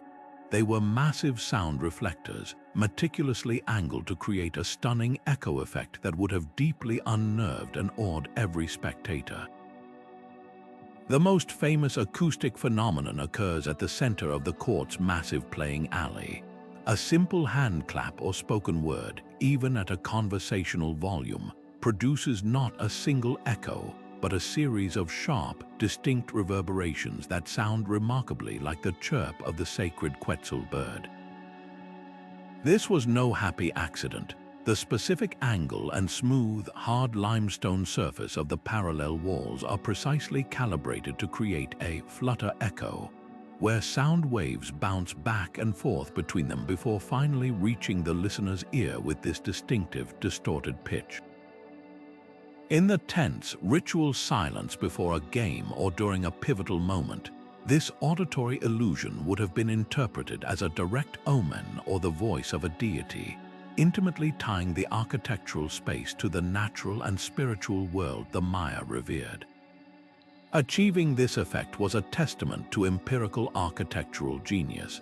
Without the precise instruments of modern acoustical engineering, Maya builders relied on generations of observation, experimentation, and refined intuition. They would have used a process of trial and error, constructing scale models or testing sections of wall, listening carefully to how sound behaved, and then adjusting the angles and finishes accordingly. The stone itself was likely burnished to a specific smoothness to achieve the desired reflectivity, while the overall length and height of the court were proportioned to control the timing and decay of the echoes. This painstaking effort shows that for the Maya, the success of a building was measured not just by its visual grandeur or structural integrity, but by its performance, by how it could actively shape the sensory and emotional experience of those within it. This sonic architecture served a powerful narrative function, deeply enriching the game's immense cultural significance. The ball game, or pits, was far more than a sport. It was a ritual reenactment of the Maya creation myth, a cosmic struggle between the hero twins and the lords of the underworld. The echoing chirp of the Quetzal bird, a creature associated with the heavens and divine authority, would have been heard as the direct participation of the gods in the drama unfolding on the court.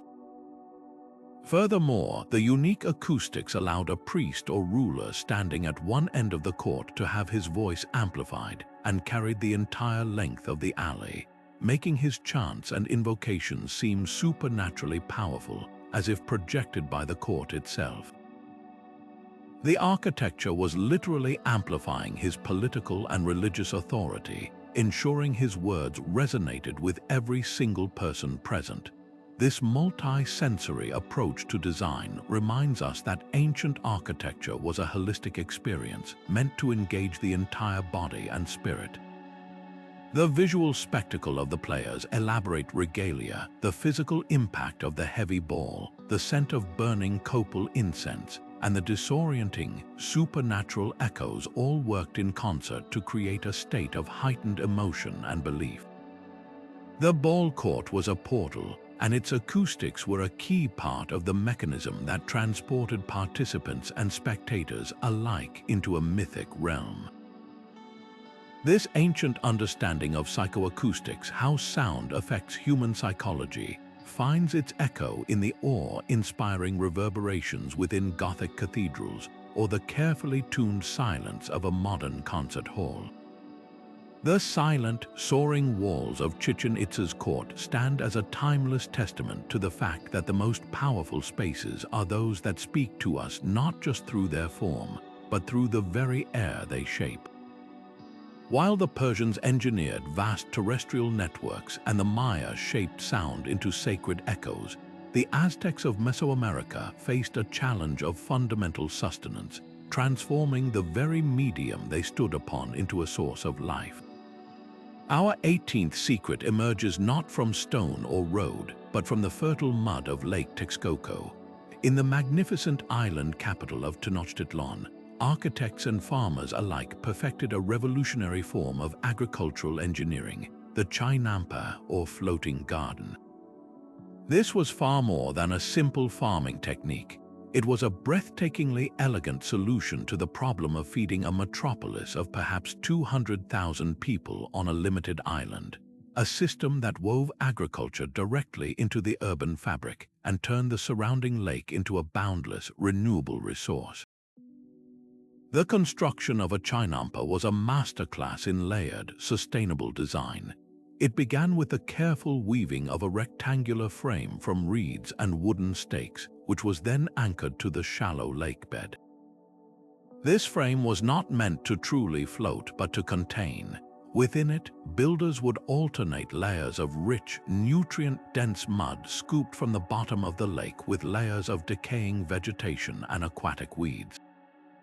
This combination was brilliant. The mud provided the mineral content, while the rotting plant matter released nitrogen and other essential nutrients, creating a self-fertilizing raised bed that was perpetually rich and productive. Willow trees were often planted around the perimeter of each plot, their roots intertwining to form a living, strengthening wall that prevented the soil from eroding back into the water. The result was a series of long, narrow, incredibly fertile artificial islands, separated by canals just wide enough for a canoe to pass through. This integrated network of land and water was the true architectural genius. The canals themselves were not merely boundaries, they were the vital circulatory system of the entire operation. They provided constant, passive irrigation through capillary action, as water would seep through the porous soil of the Chainampa, keeping the roots of crops perfectly hydrated without any need for manual watering. These same canals served as liquid highways for transportation. Farmers could paddle their canoes directly from their plots to the city's bustling markets, delivering incredibly fresh produce, maize, beans, squash, tomatoes, and vibrant flowers, without the spoilage and labor of overland transport.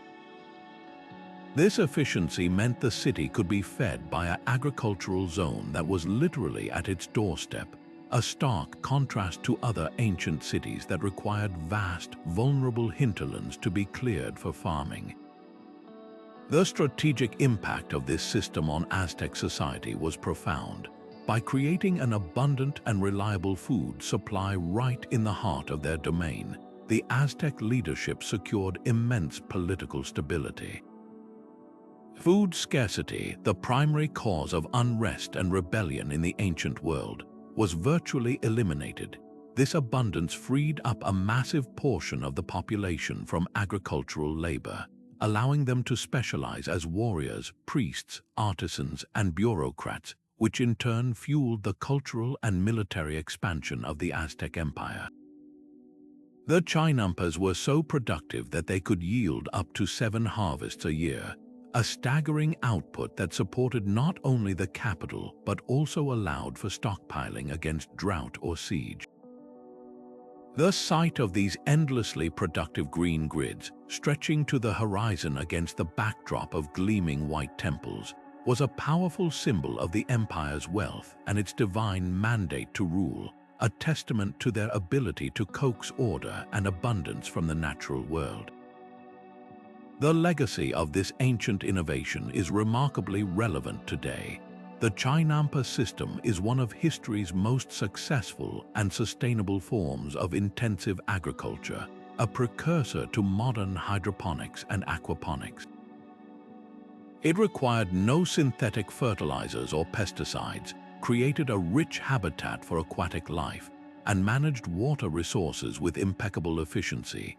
Contemporary urban planners and agricultural scientists are now looking back to these ancient methods for inspiration in addressing modern challenges of food security in densely populated cities and the environmental impact of industrial agriculture.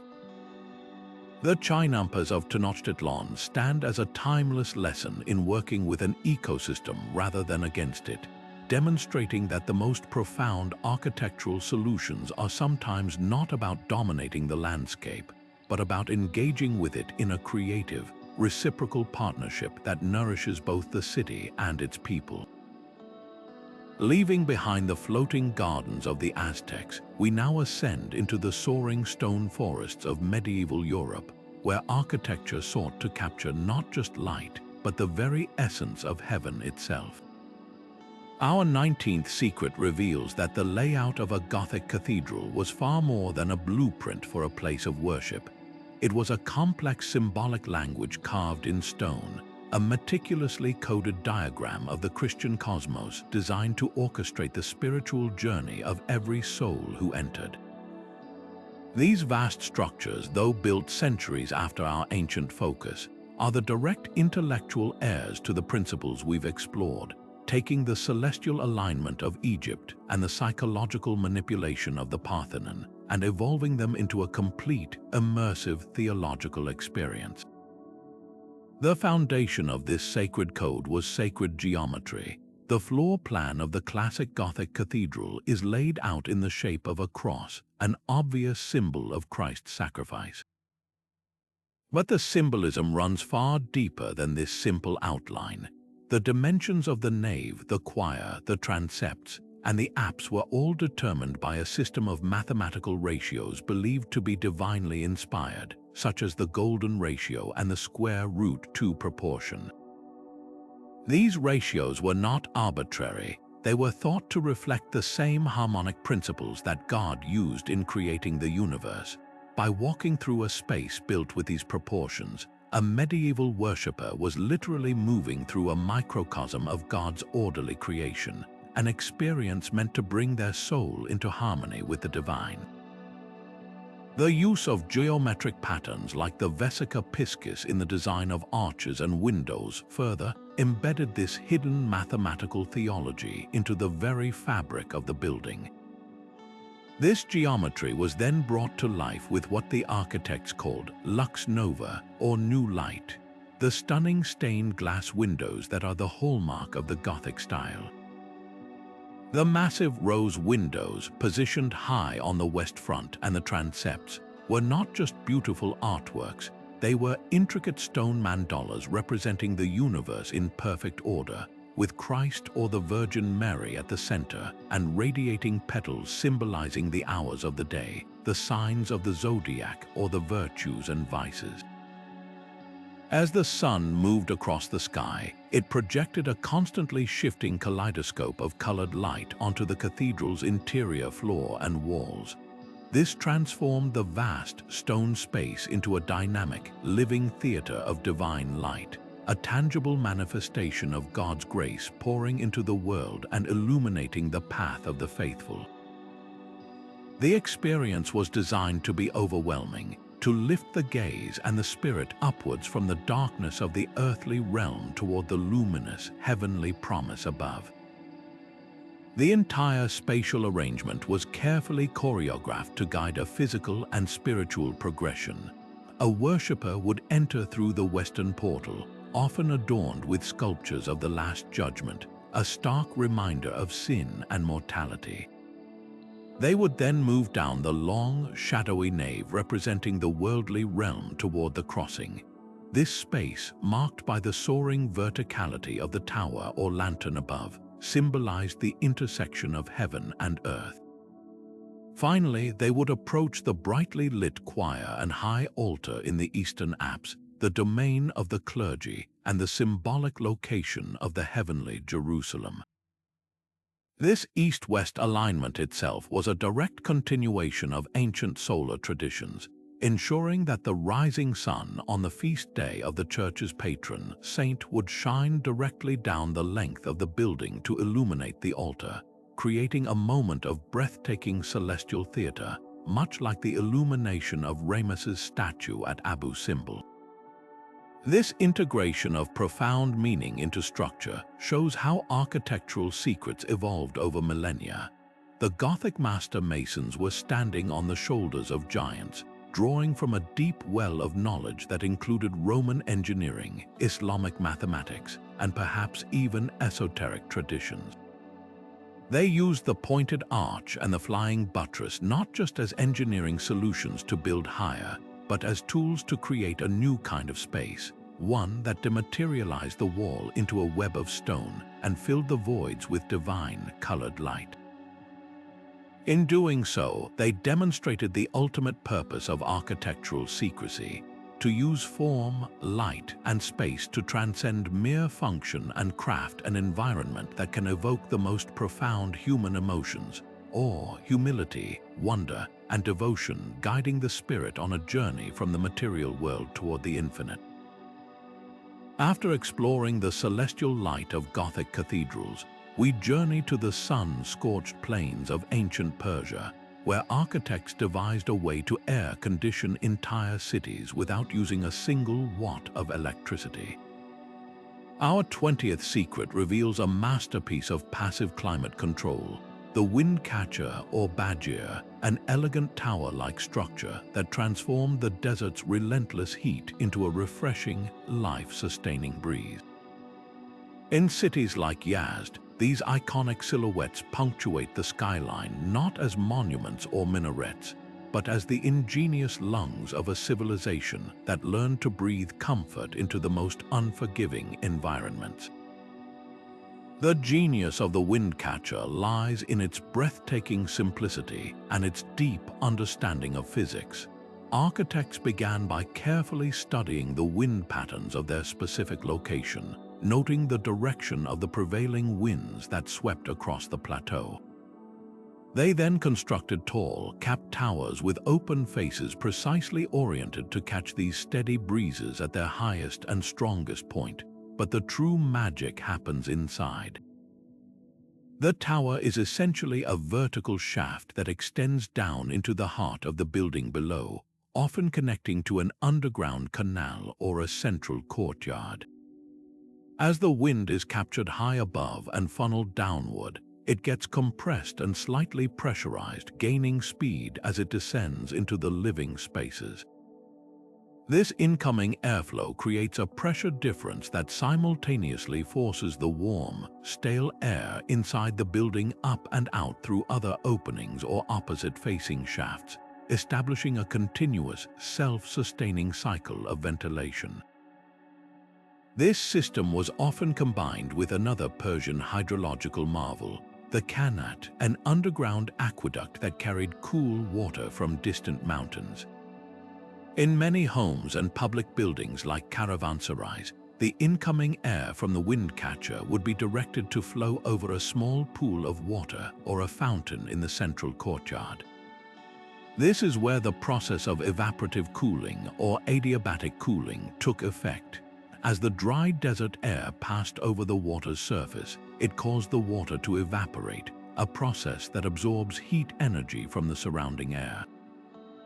The result was a delightful drop in temperature, sometimes by as much as 10 to 15 degrees Fahrenheit, turning a hot, dusty gust into a cool, moist draft that could make a sweltering summer afternoon feel like a pleasant spring morning. The strategic impact of this architectural secret on Persian urban life cannot be overstated. It allowed for the development of dense, sophisticated cities in regions where extreme heat would have otherwise made large-scale settlement impractical. The Windcatcher was not a luxury reserved for the elite.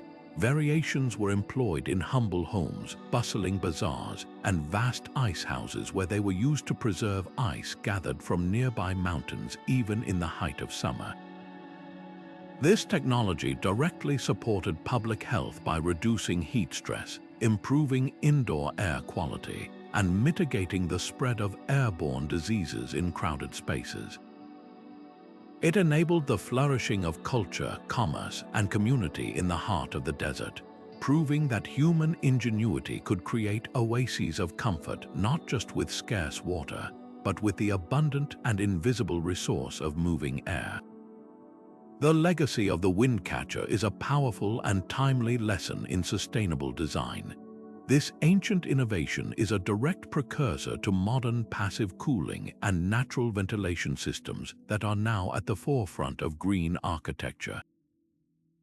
The principles it employs capturing ambient energy, using pressure differentials, and harnessing evaporative cooling are the same principles used in contemporary climate-responsive buildings that seek to minimize their carbon footprint.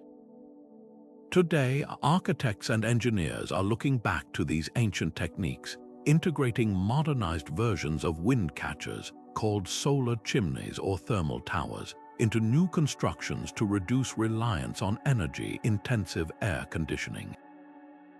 The silent, steadfast towers of Yazd stand as a timeless testament to a philosophy of building that works in profound harmony with the natural world, offering a blueprint for a more sustainable future that was drafted over 1,000 years ago. Across the globe, from the Persian deserts to the Mesoamerican jungles, we've seen how architecture could harness nature for comfort or echo the heavens for spiritual awe.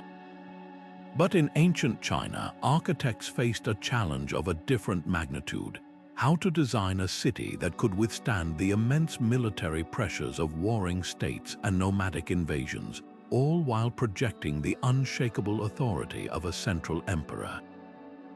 The 21st secret in our exploration takes us to the magnificent capital of the Tang dynasty, Chang'an, a city that stands as the ultimate expression of military urbanism, where every wall, gate, and moat was a calculated component in a vast defensive machine designed to control movement, enforce order, and symbolize absolute power. The most striking feature of this model was its concentric rings of defense, a layered system that turned the entire urban landscape into a formidable fortress. At its heart lay the imperial city, a heavily fortified administrative precinct housing the palace and government buildings, surrounded by its own towering wall. This was then encased by the main city wall, an earth-packed rampart so massive that its base could be as wide as 40 feet, faced with brick and crowned with crenellated battlements. Beyond this primary barrier lay a deep, wide moat filled with water and often spanned by a single, heavily defended bridge at each gate.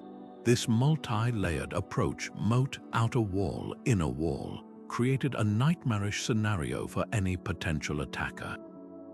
Breaching the moat and first wall would only deliver them into a deadly killing zone between the outer and inner defenses, where they would be exposed to archers and artillery fire from all sides.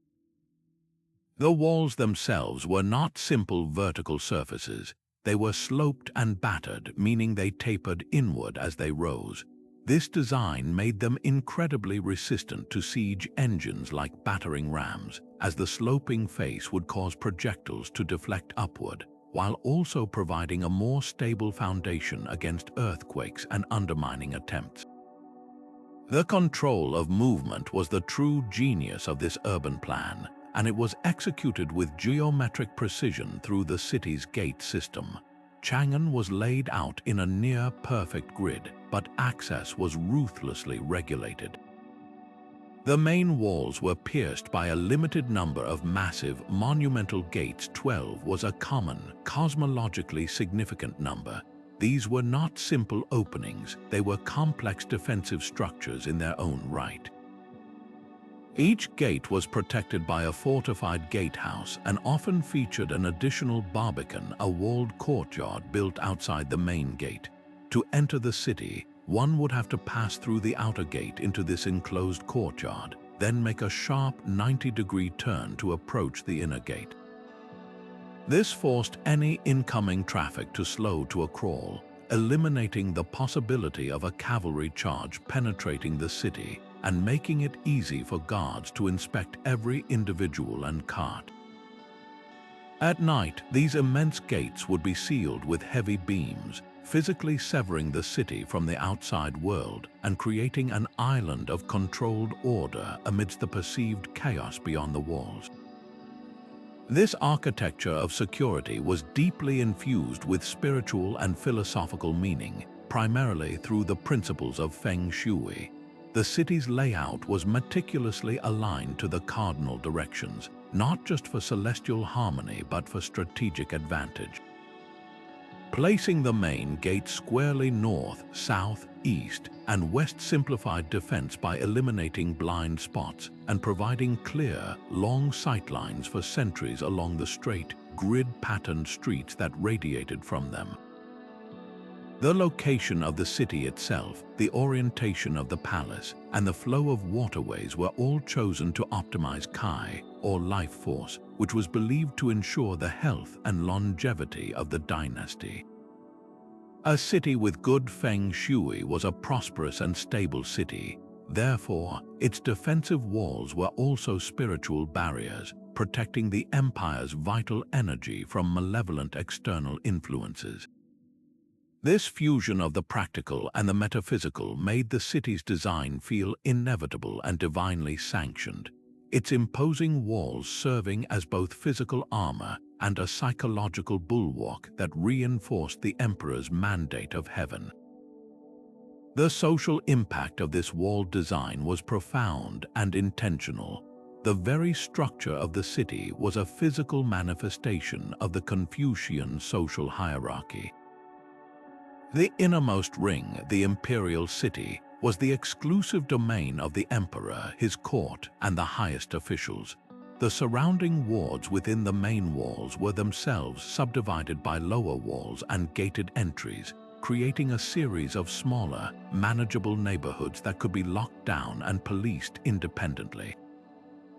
A strict curfew was enforced, and movement between these wards after dark was severely restricted.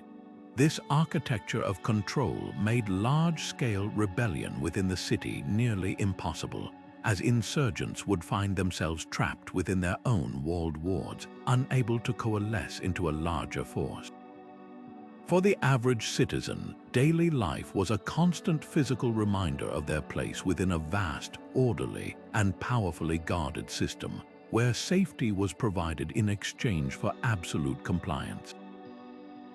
The legacy of the Chinese walled city is etched across the map of East Asia.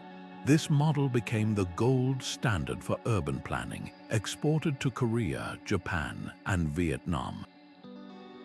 The grid layout and gated ward system of ancient Kyoto in Japan, for instance, is a direct descendant of the Tang capital Chang'an. The concept of the city as a fortified, orderly square became synonymous with civilization itself, a bastion of culture and authority against the untamed wilderness.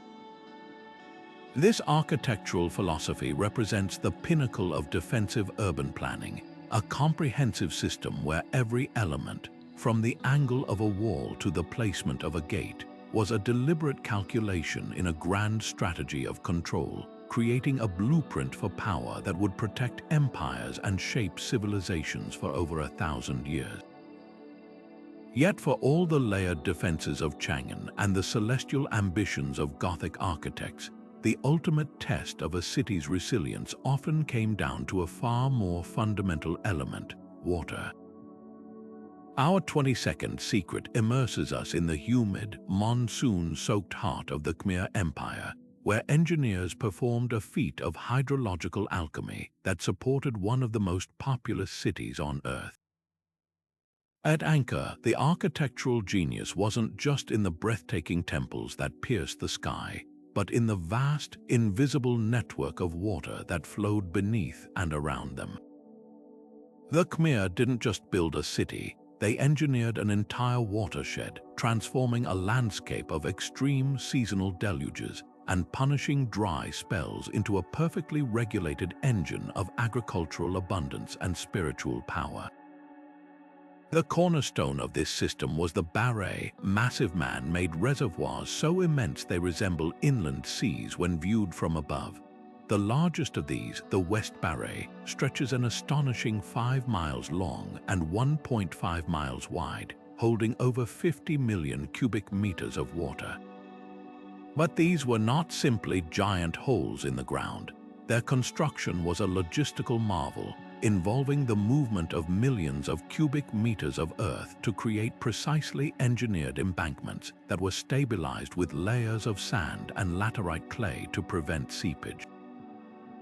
The barres functioned as massive batteries, capturing the tremendous volume of water that poured down during the summer monsoon.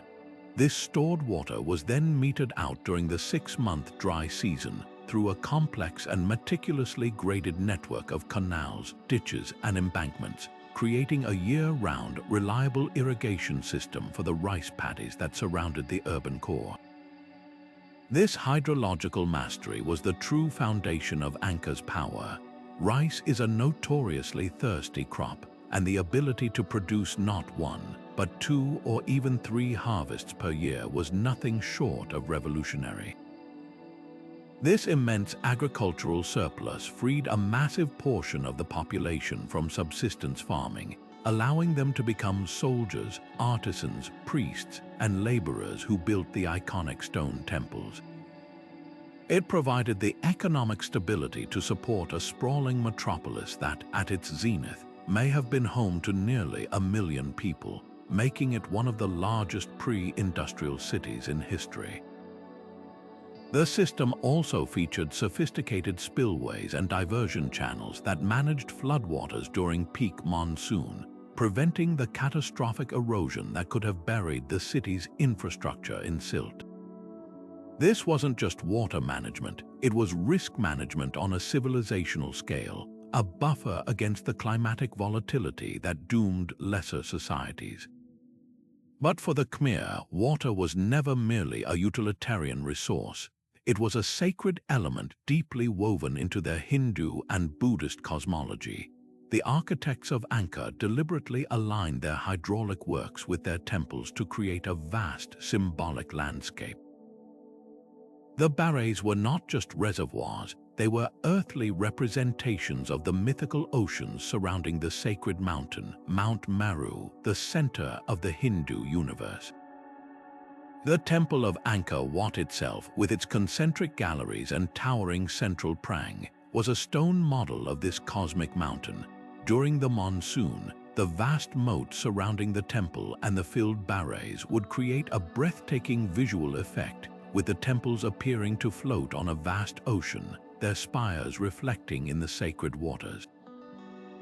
This fusion of practical engineering and profound spiritual symbolism turned the entire city into a continuous act of worship, where the daily act of channeling water was also a ritual participation in the divine order of the cosmos. The legacy of this ancient water wisdom is both a testament and a cautionary tale.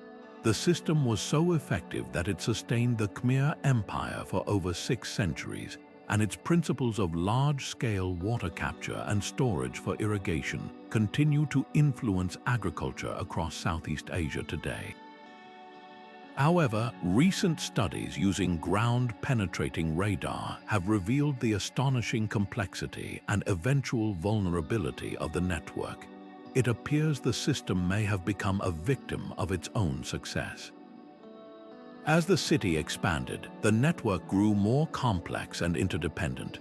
Some theories suggest that later modifications or a period of intense climatic fluctuation may have led to catastrophic failures, canals clogged with sediment, reservoirs breached, triggering a domino effect that ultimately contributed to the city's gradual decline.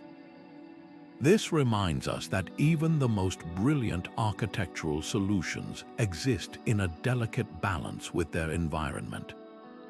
Angkor's silent, rain-filled barres and overgrown canals stand as a powerful monument to humanity's ability to reshape nature for its survival, and a timeless lesson that our greatest innovations must be managed with a humility that acknowledges the enduring power of the natural world we seek to harness. And now we arrive at our final secret, a concept so fundamental to modern city life that we rarely stop to consider its ancient origins. High above the bustling, vibrant city of Athens, the gleaming white marble of the Parthenon stood as a constant, awe-inspiring reminder of the divine. But down in the streets below, a different kind of genius was at work, one that concerned itself not with the gods but with the daily lives of mortals. The 23rd and final secret in our journey is the pioneering urban zoning of ancient Athens, a revolutionary approach to city planning that intentionally separated the sacred from the profane, the public from the private, and in doing so, created the physical framework that would nurture the world's first democracy. This was not zoning in the modern sense of rigid legal codes and complex ordinances, but a brilliantly intuitive form of spatial organization based on function and social harmony. The city's architects and planners made a conscious decision to dedicate specific districts to specific purposes, creating a structured yet remarkably fluid urban environment. The most powerful of these divisions was the clear separation between the sacred high city and the secular low city.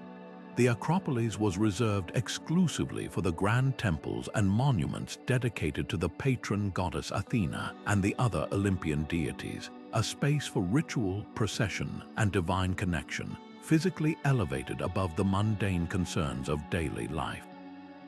This clear demarcation created a powerful psychological distinction, ensuring that the spiritual heart of the city remained untainted by commerce and politics, a serene and majestic symbol of Athenian identity visible from every corner. Meanwhile, at the foot of the Acropolis, the Agora thrived as the polar opposite, the bustling, chaotic, and utterly human center of Athenian public life.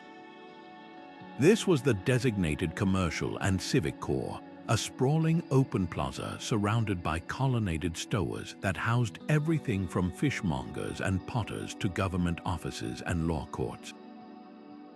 By concentrating commerce and administration here, the planners prevented the city from devolving into a disordered sprawl where blacksmiths might operate next to temples or livestock could wander through legislative debates.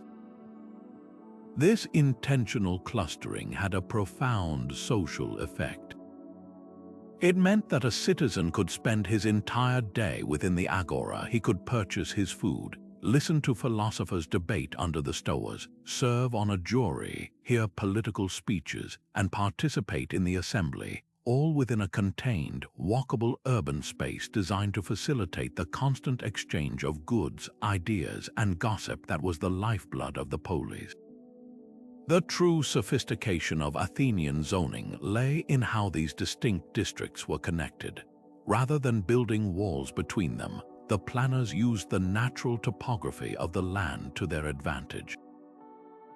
They designed a network of processional pathways and public staircases that weaved up the slopes, physically and symbolically linking the democratic energy of the agora with the sacred authority of the Acropolis. The most famous of these was the Panathenaic Way, a broad road that served as the main route for the great religious festival honoring Athena. During the procession, the entire city would come together, moving from the commercial heart up to the spiritual pinnacle, a ritual that annually reaffirmed the connection between the people's daily endeavors and their divine patronage. This thoughtful integration meant the zones were separate but never isolated. They functioned as interconnected organs in a single, healthy urban body. This architectural framework was arguably one of democracy's most crucial yet overlooked prerequisites. By creating a dedicated, accessible, and multi-functional public space in the agora, the city's design actively encouraged the participation of the citizen body in its own governance. The layout made political engagement a natural byproduct of daily errands. It fostered the spontaneous encounters and heated debates that gave rise to Socratic philosophy, tragic drama, and revolutionary political ideas. The zoning prevented conflict not through restriction but through intelligent placement, ensuring that the clamor of industry never disturbed the peace of the temples and that the solemnity of worship never stifled the vibrant debates of the marketplace. In essence, the city itself was engineered to cultivate the informed, engaged, and responsible citizen that Athenian democracy required to function. The legacy of this ancient secret is all around us. Every modern city that designates a historic district, a central business district, or a cultural precinct is operating on the same fundamental principle the Athenians perfected, that the thoughtful organization of space directly shapes the quality of human life. Their model demonstrated that a city's greatest function is to facilitate community, and that by designing zones for specific purposes while ensuring they remain connected, we can create environments that are both efficient and profoundly human. The silent, sun-bleached stones of the Agora and the Acropolis stand as a timeless testament to a revolutionary idea that the architecture of a city is not just about buildings, but about building a society. As we step back from the intricate details of these 23 secrets, a breathtaking panorama of human ingenuity comes into view. It becomes strikingly clear that these architectural decisions, though separated by continents and centuries, were not random acts of genius but rather shared responses to the universal challenges of urban life. Whether in the deserts of Persia or the jungles of Cambodia, ancient planners were consistently driven by four core imperatives: ensuring sustainable resources, guaranteeing formidable defense, honoring spiritual beliefs, and maintaining intricate social order. What is truly remarkable is how they achieved these goals not by conquering their environments, but by listening to them. They looked to the wind and learned to build windcatchers. They studied the stars and aligned their temples. They felt the tremors of the earth and designed flexible foundations. This deep, localized knowledge, written in stone and water, became the bedrock of their civilizations, proving that the most enduring innovations are those born from a profound dialogue with place. This grand tapestry of urban innovation was not woven in isolation. Threads of knowledge were constantly exchanged along the very trade routes that these architectural marvels helped to protect and facilitate. The Persian royal road did more than move soldiers and messages. It carried ideas. A technique observed in a Roman bathhouse in 1 century might subtly influence the design of a distant Byzantine fortress in the next.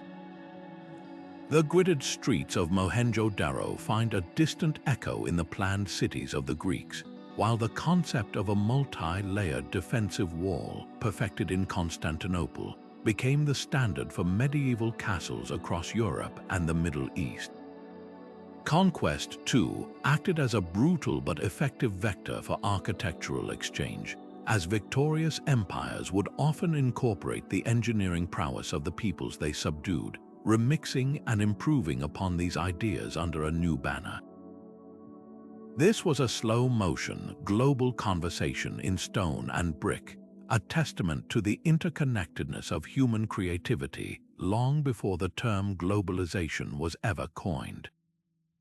Perhaps the most humbling realization is how these ancient solutions speak directly to the most pressing challenges of our own urban century. The Chinampa system of the Aztecs offers a powerful model for sustainable, hyper-local urban agriculture that could reduce our reliance on long-distance food transport. The passive cooling of Persian windcatchers and the natural ventilation of Minoan palaces provide brilliant blueprints for reducing our dependence on energy-intensive air conditioning. The ingenious water management of the Khmer and the Indus Valley civilizations, with their emphasis on storage, irrigation, and sanitation, hold vital lessons for modern cities grappling with the dual threats of drought and flooding exacerbated by climate change. They understood resilience not as a buzzword, but as a fundamental design principle, creating systems that could bend without breaking under environmental and social pressure. This journey through the silent wisdom of ancient cities ultimately leaves us with a profound sense of connection. It invites us to see the hand of an anonymous Mohenjo-Daro engineer in the orderly grid of a modern downtown, to hear the echo of a Maya priest's chant in the acoustics of a concert hall, and to feel the cool breath of a Persian badger in the principles of green design. These architects were not merely building for their own time, they were planting seeds for a future they would never see. Their legacy is a reminder that human creativity, when applied with observation, humility, and a deep respect for natural systems, possesses a timeless power. They teach us that the greatest architectural secret of all is not a hidden technique or a lost technology, but a simple, enduring philosophy: to build for the well-being of the community, in harmony with the earth, and with a vision that stretches far beyond the horizon of a single lifetime. From the perfectly aligned grid streets of Mohenjo-Daro to the ingenious Windcatchers of Persia, these 23 secret architectural decisions reveal a profound and humbling truth.